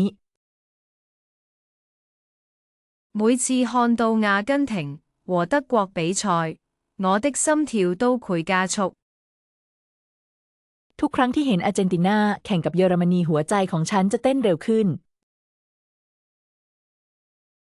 足球史上最偉大的恩怨，情仇莫過於此了。ความแค้นและความรักที่ยิ่งใหญ่ที่สุดในประวัติศาสตร์ฟุตบอลก็คือสิ่งนี้那種劍拔弩張的氣氛在世界盃賽場上從未缺席。บรรยากาศที่ตึงเครียดแบบนั้นไม่เคยขาดหายไปจากสนามแข่งขันฟุตบอลโลก難道沒有比這更激烈的對抗了嗎？ไม่มีการเผชิญหน้าที่รุนแรงไปกว่านี้แล้วหรือ看球的時候，這種宿命感真的太強烈了。เวลาดูบอลความรู้สึกเหมือนถูกกำหนดมาแบบนี้มันรุนแรงมากจริง英格蘭和意大利的比賽總是充滿了戲劇性。การแข่งขันระหว่างอังกฤษและอิตาลีมักจะเต็มไปด้วยความตื่นเต้นเร้าใจเสมอ這些傳奇對決定義了整個足球時代。การดวลระดับตำนานเหล่านี้ได้นิยามยุคสมัยของฟุตบอลทั้งมวล那種互相較勁的精神真是迷人。จิตวิญญาณของการแข่งขันกันแบบนั้นมันช่างมีเสน่ห์จริง世界盃舞台上的每一次碰撞都像是一場戰爭。ทุกการปะทะบนเวทีฟุตบอลโลกเปรียบเสมือนสงครามครั้งหนึ่ง很難想像如果沒有這些對手，足球會變得多麼無趣。ยากที่จะจินตนาการว่าถ้าไม่มีคู่แข่งเหล่านี้ฟุตบอลจะน่าเบื่อเพียงใด這種競爭關係簡直是足球運動的靈魂所在。ความสัมพันธ์แบบการแข่งขันเช่นนี้คือจิตวิญญาณของกีฬาฟุตบอลอย่างแท้จริง每次提到這些老對手，我都忍不住想去重溫比賽。ทุกครั้งที่พูดถึงคู่แข่งเก่าเหล่านี้ฉันอดไม่ได้ที่จะอยากกลับไปดูการแข่งขันซ้ำอีกครั้ง勝負心在這些頂級對決中體現得淋漓盡致。ความปรารถนาที่จะเอาชนะแสดงออกมาอย่างชัดเจนในการดวลระดับท็อปเหล่านี้那種超越體育本身的對抗感太震撼了。ความรู้สึกของการต่อสู้ที่เหนือกว่าแค่เรื่องกีฬาแบบนั้นมันน่าทึ่งมาก歷史總是會在世界盃的決賽圈重演這些經典。ประวัติศาสตร์มักจะฉายซ้ำความคลาสสิกเหล่านี้ในการแข่งขันรอบชิงชนะเลิศของฟุตบอลโลกเสมอ這種宿敵之戰才是真正的足球盛宴。การต่อสู้ระหว่างคู่ปรับแบบนี้ต่างหากคือเทศกาลฟุตบอลที่แท้จริง每一個進球都承載着兩隊之間長久的積怨。ทุกๆประตูที่ทำได้ล้วนแบกรับความแค้นที่สะสมมาอย่างยาวนานระหว่างทั้งสองทีม看這些比賽簡直是一種精神享受。การดูการแข่งขันเหล่านี้ถือเป็นความสุขทางจิตใจอย่างหนึ่ง世界足壇的格局往往由這些對決來決定。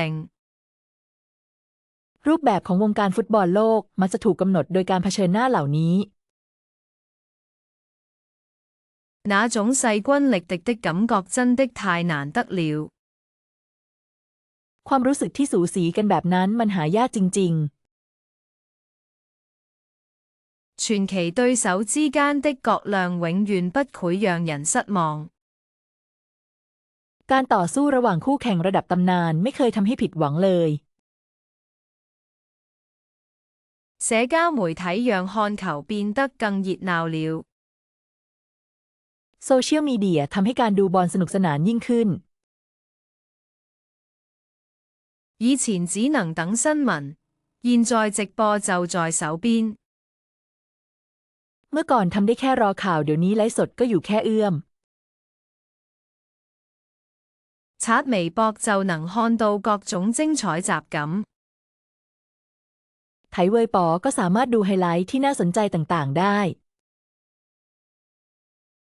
朋友圈裏的討論簡直停不下來。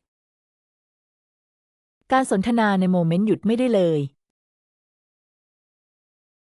短視頻平台上的解說特別有意思。การบรรยายบนแพลตฟอร์มวิดีโอสั้นน่าสนใจมาก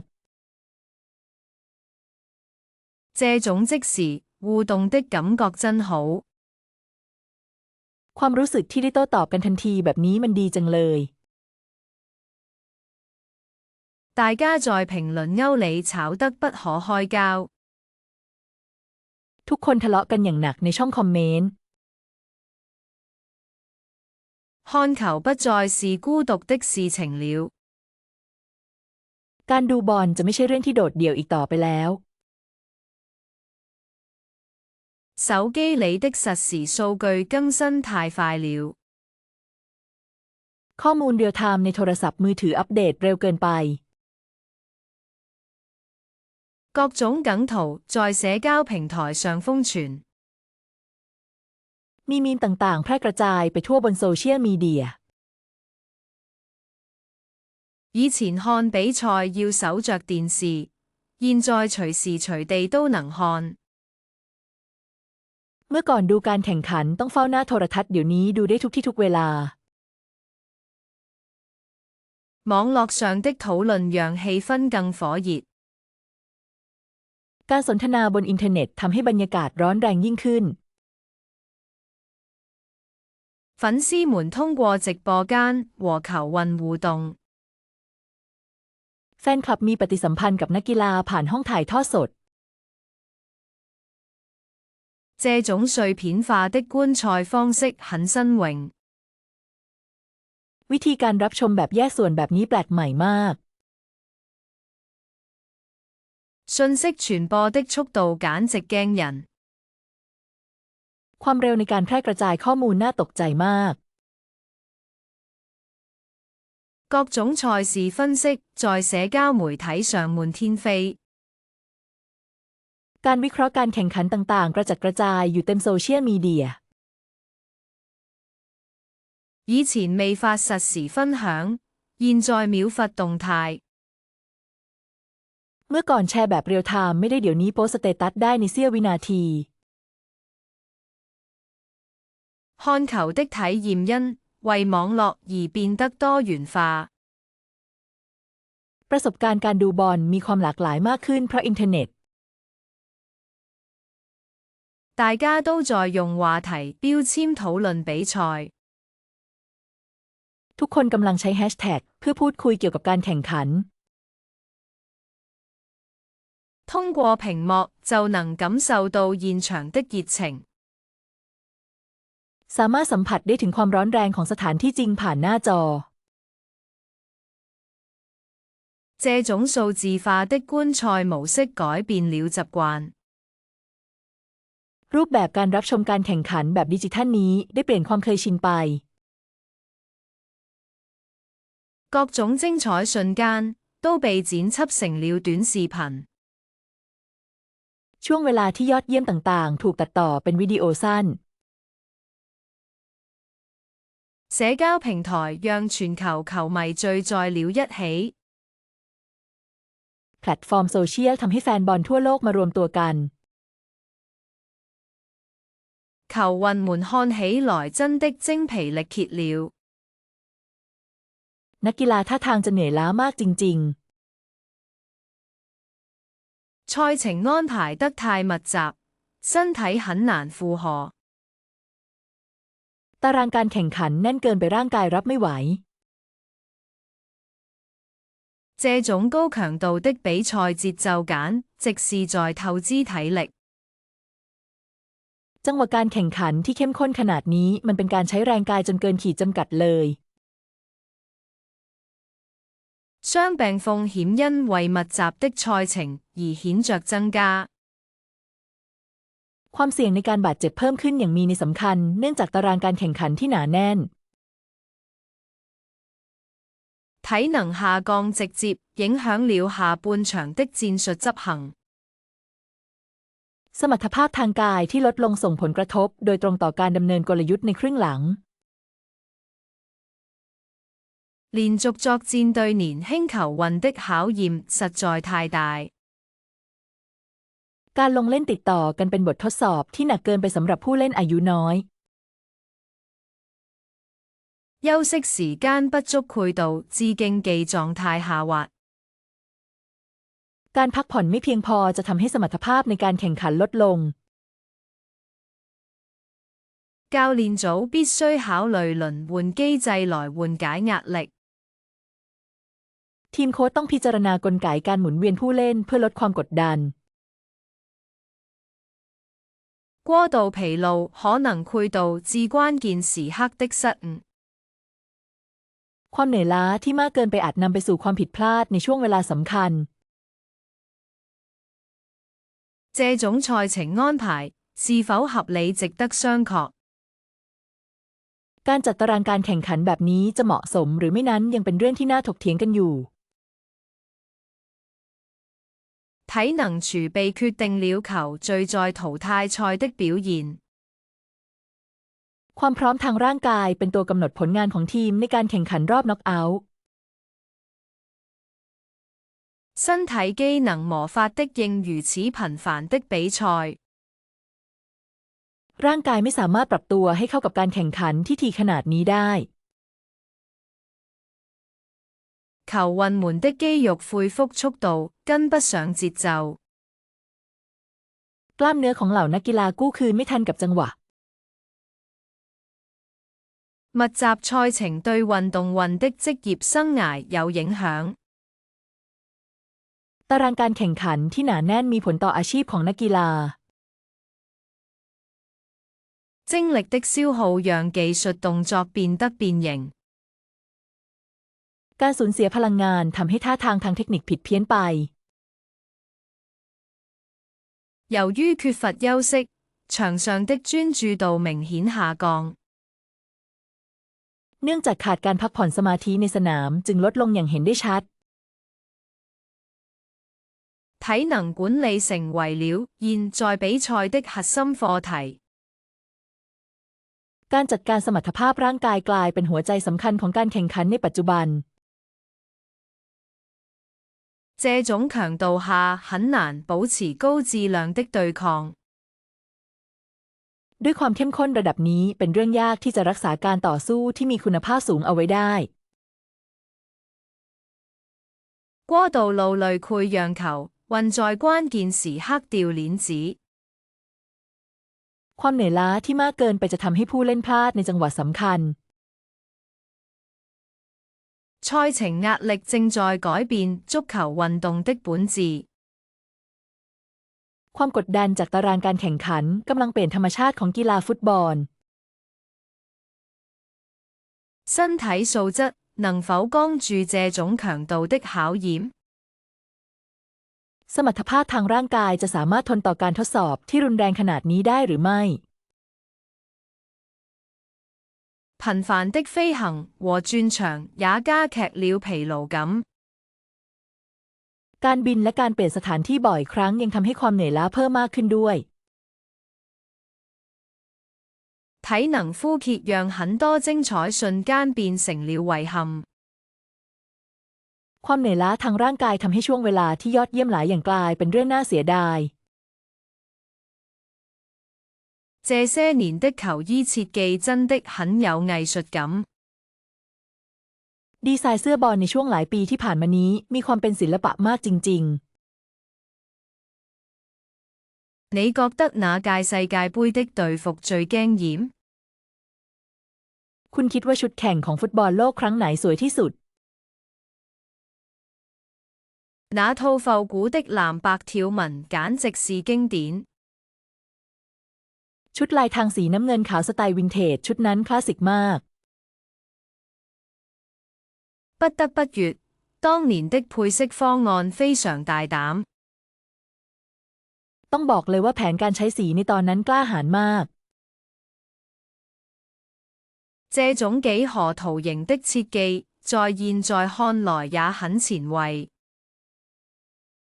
การออกแบบรูปทรงเรขาคณิตแบบนี้ดูล้ำสมัยมากเมื่อมองในปัจจุบัน 看這件球衣的質感，完全不像那個年代的產物。ดูเนื้อผ้าของเสื้อตัวนี้สีไม่เหมือนของที่ผลิตในยุคนั้นเลยสักนิด有些設計雖然過時了，但依然很有靈魂。ดีไซน์บางอย่างแม้จะล้าสมัยไปแล้วแต่ก็ยังมีจิตวิญญาณอยู่當年巴西隊的黃色隊服永遠是我的最愛。ชุดสีเหลืองของทีมบราซิลในตอนนั้นคือสิ่งที่ฉันชอบที่สุดตลอดกาล這種刺繡工藝在現在的球衣上很少見了。งานปักแบบนี้ไม่ค่อยเห็นบนเสื้อบอลในปัจจุบันแล้ว每次看到這套衣服，都會想起那場經典的比賽。ทุกครั้งที่เห็นชุดนี้จะนึกถึงการแข่งขันที่คลาสสิกครั้งนั้น色彩搭配真的很有衝擊力。การจับคู่สีมีพลังมากจริง這些經典款的設計理念到底是什麼？แนวคิดในการออกแบบของรุ่นคลาสสิกเหล่านี้คืออะไรกันแน่比起現代的簡約風，我更喜歡當年的繁複美。เมื่อเทียบกับสไตล์มินิมอลในปัจจุบันฉันชอบความสวยงามที่ละเอียดซับซ้อนในสมัยก่อนมากกว่า那種充滿力量感的線條設計太棒了。ดีไซน์เส้นสายที่ดูเปี่ยมไปด้วยพลังแบบนั้นสุดยอดมากเลยค่ะ很難想像那時候的人們是如何挑選面料的。ยากที่จะจินตนาการว่าผู้คนในสมัยนั้นเลือกเนื้อผ้ากันอย่างไร這套球衣簡直是足球史上的藝術品。ชุดกีฬาชุดนี้คือผลงานศิลปะในประวัติศาสตร์ฟุตบอลเลยทีเดียว這種配色方案在當時一定很震撼吧。โทนสีแบบนี้ในตอนนั้นต้องน่าตื่นตาตื่นใจมากแน่ๆเลย有些球隊的隊服設計真的很有辨識度。ชุดยูนิฟอร์มของบางทีมออกแบบมาได้มีเอกลักษณ์จริง懷念那些充滿個性的經典款設計。คิดถึงดีไซน์คลาสสิกที่มีเอกลักษณ์เฉพาะตัวเหล่านั้น設計的審美確實隨着時代在變化。รสนิยมความงามของการออกแบบเปลี่ยนแปลงไปตามยุคสมัยจริง這些細節處理得非常精妙。ๆรายละเอียดเหล่านี้ถูกจัดการได้อย่างประณีตมาก那種復古的風格真的讓人着迷。สไตล์วินเทจแบบนั้นมันน่าหลงไหลจริง每一件球衣背後都藏着一段傳奇故事。ๆเบื้องหลังเสื้อแข่งทุกตัวมีเรื่องราวตำนานซ่อนอยู่這款足球的設計理念簡直太前衛了。แนวคิดการออกแบบของลูกฟุตบอลรุ่นนี้ล้ำสมัยมาก從實驗室的草圖到錄音場上的飛馳，過程真神奇。จากภาพร่างในห้องแลบสู่การวิ่งในสนามหญ้ากระบวนการนี้ช่างมหัศจรรย์จริง設計師在材質選擇上花了不少心思吧。ดีไซเนอร์ตั้งใจเลือกวัสดุมากเลยใช่ไหมคะ球體的氣動性能決定了它的飛行軌跡。สมรรถนะทางอากาศพลศาสตร์ของทรงกลมเป็นตัวกำหนดวิถีการบินของมัน看這紋路，感覺充滿了科技感。ดูลวดลายนี้แล้วรู้สึกว่าเต็มไปด้วยความล้ำสมัยทางเทคโนโลยี生產線上的每一道工序都關乎精度。ทุกขั้นตอนในสายการผลิตล้วนเกี่ยวข้องกับความแม่นย這種輕盈的觸感讓控球變得更簡單。สัมผัสที่เบาสบายนี้ช่วยให้การควบคุมบอลง่ายขึ้น足球在公庵裏誕生時，誰能想到它會現正世界盃的榮耀？เมื่อฟุตบอลถือกำเนิดขึ้นในโรงงานใครจะไปคิดว่ามันจะได้เป็นพยานให้กับความรุ่งโรจน์ของฟุตบอลโลก測試過程一定非常嚴苛，才能保證比賽質量。กระบวนการทดสอบต้องเข้มงวดมากแน่ๆเพื่อที่จะสามารถรับประกันคุณภาพของการแข่งขันได้色彩搭配顯得非常有活力。การจับคู่สีดูมีชีวิตชีวามาก每一次踢球的感覺都像是藝術品。ทุกครั้งที่เตะบอลให้ความรู้สึกเหมือนงานศิลปะ從原材料到成品，這中間經歷了多少次迭代？จากวัตถุดิบไปจนถึงผลิตภัณฑ์สำเร็จรูประหว่างนี้ผ่านการปรับปรุงมาแล้วกี่ครั้ง這種耐磨性在激烈的對抗中至關重要。ความทนทานต่อการสึกหรอแบบนี้มีความสำคัญอย่างยิ่งในการปะทะที่รุนแรง足球的設計不僅僅是為了美觀，更是為了競技性能。การออกแบบลูกฟุตบอลไม่ได้มีไว้เพื่อความสวยงามเท่านั้นแต่ยังมีไว้เพื่อประสิทธิภาพในการแข่งขันด้วย看呀，他在空中挖出的弧線真漂亮。ดูสิเส้นโค้งที่มันวาดบนท้องฟ้านั้นสวยงามจริงๆ製造工藝的進步讓球變得更加穩定。ความก้าวหน้าของกระบวนการผลิตทำให้ลูกบอลมีความเสถียรมากขึ้น每一個縫合細節都體現了匠心。ทุกรายละเอียดของการเย็บสะท้อนถึงความพิถีพิถัน世界盃用球的誕生過程就像一場漫長的修行。กระบวนการกำเนิดของลูกฟุตบอลโลกเปรียบเสมือนการฝึกฝนอันยาวนาน這種材質在高溫環境下也能保持穩定。วัสดุชนิดนี้ยังคงความเสถียรได้แม้ในสภาพแวดล้อมที่มีอุณหภูมิสูง足球的重量分佈必須給其均勻才行。การกระจายน้ำหนักของลูกฟุตบอลต้องสม่ำเสมออย่างยิ่ง從圖紙到賽場，這不僅僅是製造，更是創造奇蹟。จากแบบร่างสู่สนามแข่งนี่ไม่ใช่แค่การผลิตแต่คือการสร้างปาฏิหาริย์這款球的設計充滿了力量感。การออกแบบลูกบอลรุ่นนี้เต็มไปด้วยความรู้สึกของพลัง終於看到他在世界級舞台上閃耀了。ในที่สุดก็ได้เห็นมันเปล่งประกายบนเวทีระดับโลกแล้ว誰會是下一個梅西呢？ใครจะเป็นเมสซี่คนต่อไป感覺這屆年輕球運裏有個天才要爆發了。รู้สึกว่าในบรรดานักเตะรุ่นใหม่ชุดนี้กำลังจะมีอัจฉริยะคนหนึ่งระเบิดฟอร์มออกมาแล้ว看那小將的表現，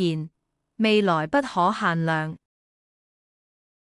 ดูจากการแสดงของแม่ทัพน้อยคนนั้นอนาคตย่อมไร้ขีดจำกัด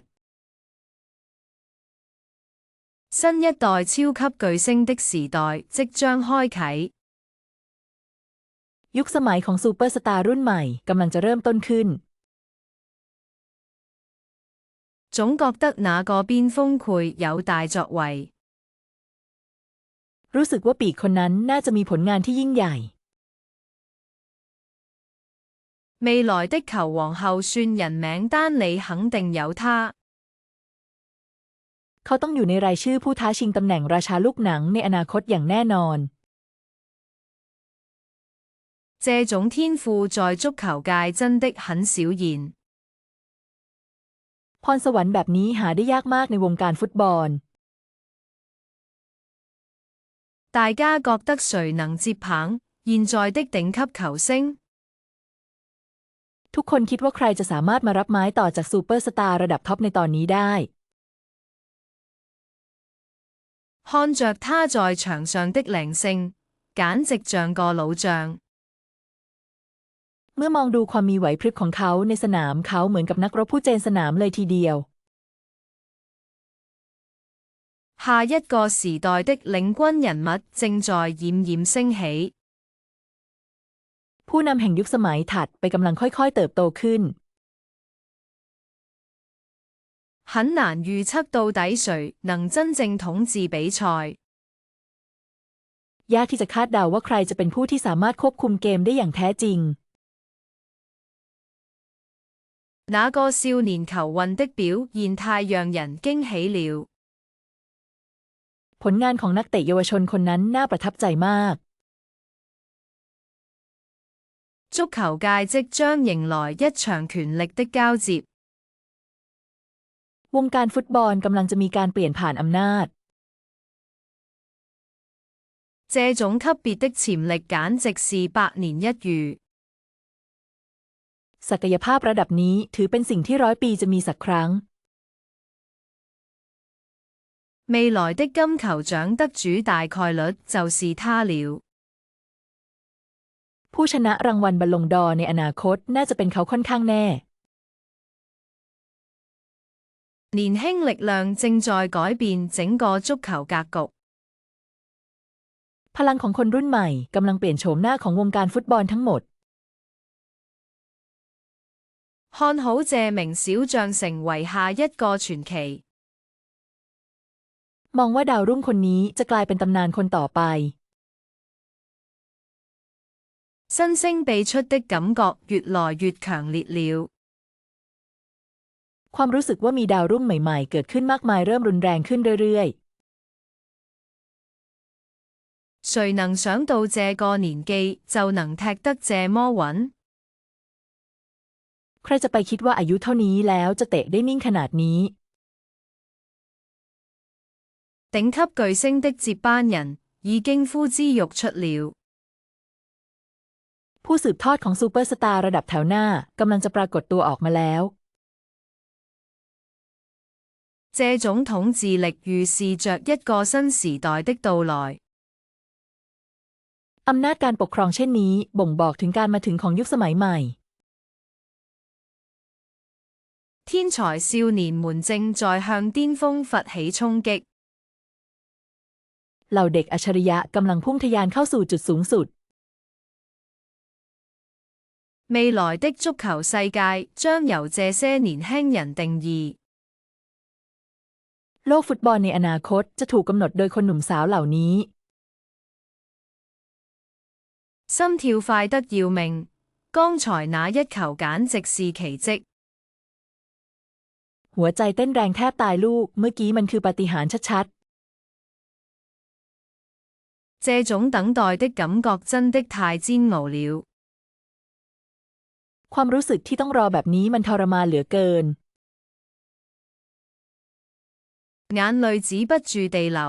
怎麼會這樣呢？น้ำตาไหลออกมาไม่หยุดทำไมถึงเป็นแบบนี้ไปได้นะ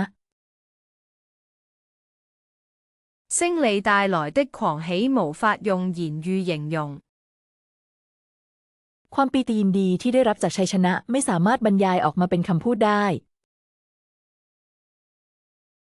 心臟都要停拍了，最後幾分鐘太難熬。หัวใจแทบจะหยุดเต้นนาทีสุดท้ายมันทรมานเหลือเกิน遺憾總是伴隨着足球，誰能預料呢？ความเสียใจมักจะมาคู่กับฟุตบอลเสมอใครจะไปคาดเดาได้ล่ะ那種如釋重負的感覺真好。ความรู้สึกที่เหมือนยกภูเขาออกจากอกแบบนั้นมันดีจริง看着他們失誤時，心裡真的碎了一地。ตอนที่เห็นพวกเขาทำผิดพลาดหัวใจมันแตกสลายจริง全世界都在為這一刻歡呼。ๆ คนทั้งโลกกำลังโห่ร้องยินดีให้กับวินาทีนี้ 這種情緒起伏簡直是在坐過山車。อารมณ์ที่ขึ้นลงแบบนี้เหมือนกำลังนั่งรถไฟเหาะเลย哪怕輸了也覺得過程很精彩。ถึงแม้จะแพ้ก็ยังรู้สึกว่ากระบวนการมันยอดเยี่ยมมาก終於等到了這個進球，太不容易了。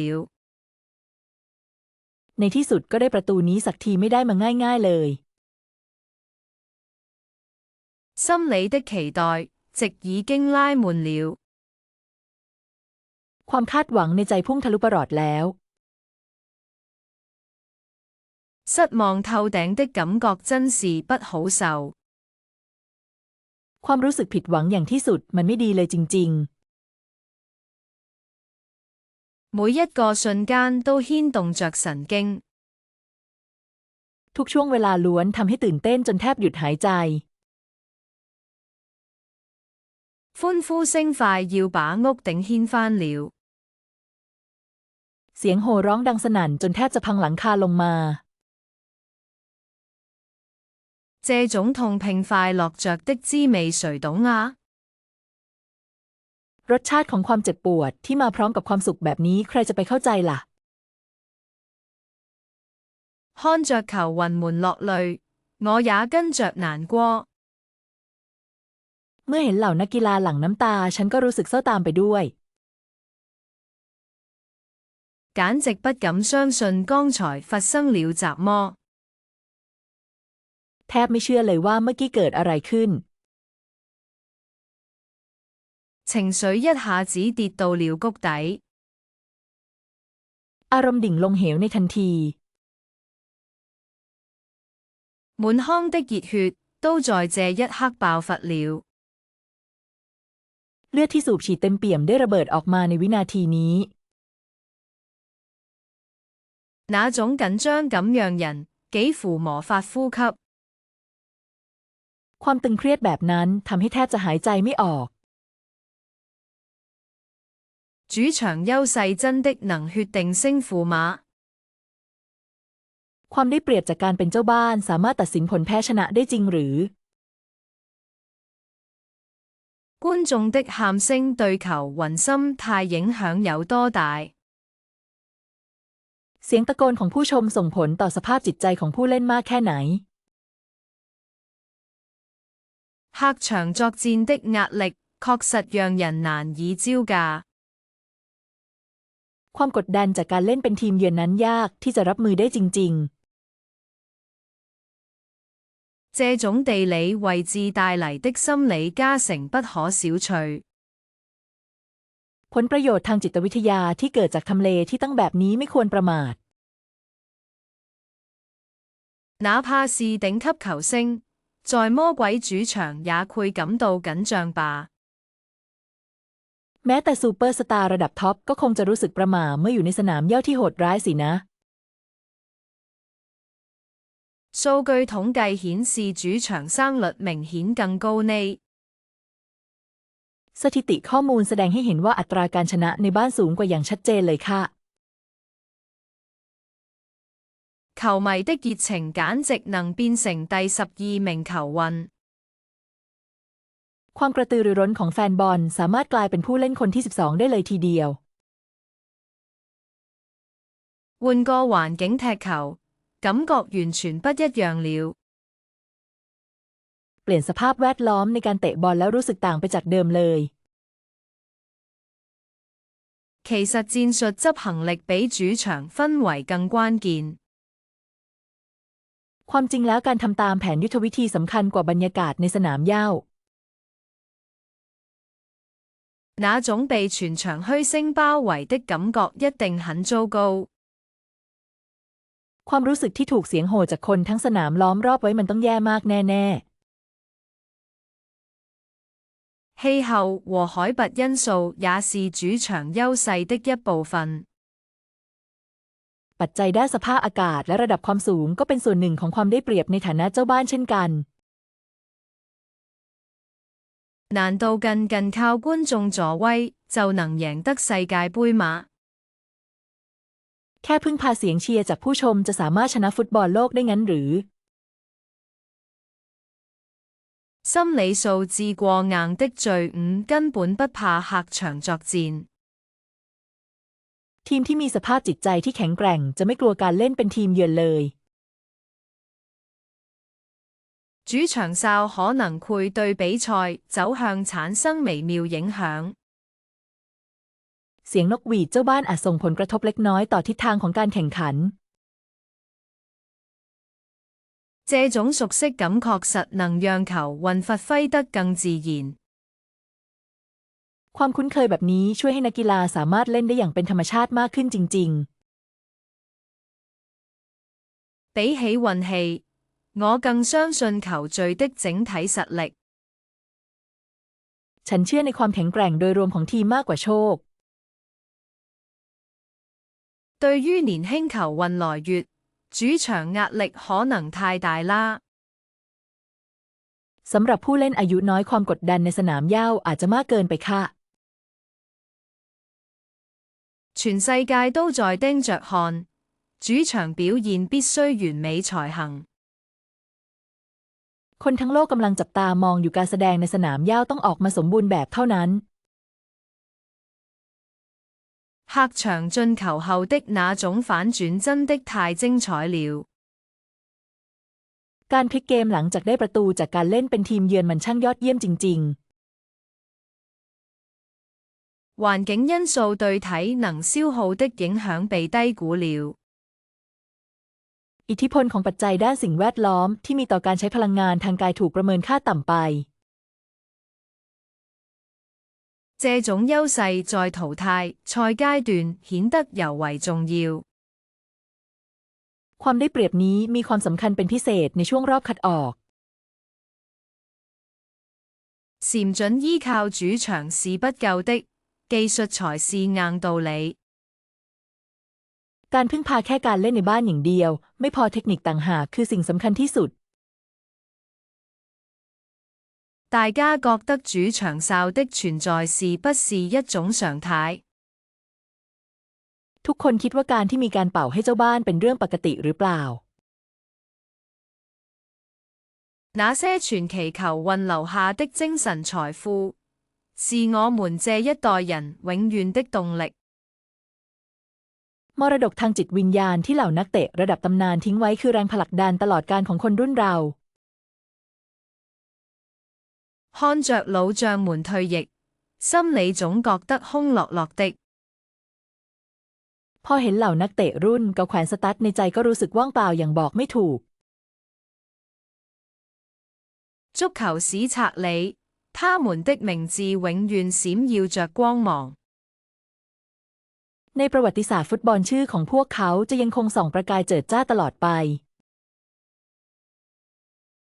即便他們離開了賽場，那種鬥志依然在傳承。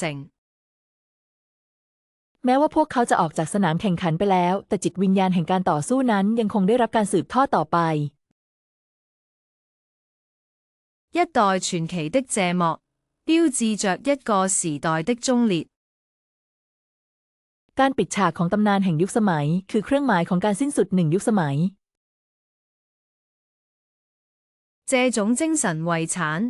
比任何獎盃都更加珍貴。มรดกทางจิตวิญญาณนี้ล้ำค่ายิ่งกว่าถ้วยรางวัลใด每當想起他們在世界盃上的經典瞬間，眼眶就會濕潤。ทุกครั้งที่นึกถึงช่วงเวลาคลาสสิกของพวกเขาในฟุตบอลโลกขอบตาก็จะเริ่มร้อนเผา球場上少了他們的身影，感覺比賽都變得不一樣了。เมื่อขาดพวกเขาในสนามรู้สึกเหมือนการแข่งขันเปลี่ยนไปเลย偉大的球運不僅贏得了比賽，更贏得了人心。นักกีฬาที่ยิ่งใหญ่ไม่เพียงแต่ชนะการแข่งขันแต่ยังชนะใจผู้คนอีกด้วย傳承不僅僅是技術，更是那份永不言棄的信念。การสืบทอดไม่ใช่แค่เรื่องของเทคนิคแต่คือความเชื่อมั่นที่จะไม่ยอมแพ้那些老兵們用汗水書寫了最壯麗的篇章。ทหารผ่านศึกเหล่านั้นได้เขียนบทที่สง่างามที่สุดด้วยหยาดเหงื่อของพวกเขา看着新一代球運成長，彷彿看到了他們當年的影子。เมื่อมองดูนักเตะรุ่นใหม่เติบโตขึ้นราวกับได้เห็นเงาของพวกเขาในตอนนั้น傳奇之所以成為傳奇，是因為他們定義了足球的高度。เหตุผลที่ตำนานกลายเป็นตำนานเพราะพวกเขาได้กำหนดระดับความสูงของฟุตบอล歲月帶走了他們的青春，卻留下了永恆的經典。การเวลาพรากความเยาว์วัยของพวกเขาไปแต่ทิ้งผลงานอมตะไว้ให้คงอยู่ตลอดกาล這種精神力量，會一直激勵着後輩們前行。พลังใจเช่นนี้จะคอยเป็นแรงผลักดันให้คนรุ่นหลังก้าวต่อไปอย่างไม่หยุดยั้ง世界盃的歷史是由這些偉大的靈魂共同鑄就的。ประวัติศาสตร์ของฟุตบอลโลกถูกสร้างขึ้นด้วยจิตวิญญาณอันยิ่งใหญ่เหล่านี้ร่วมกัน退役並不意味着消失，而是在另一種方式裏活着。การเกษียณไม่ได้หมายถึงการหายไปแต่คือการมีชีวิตอยู่ในอีกรูปแบบหนึ่ง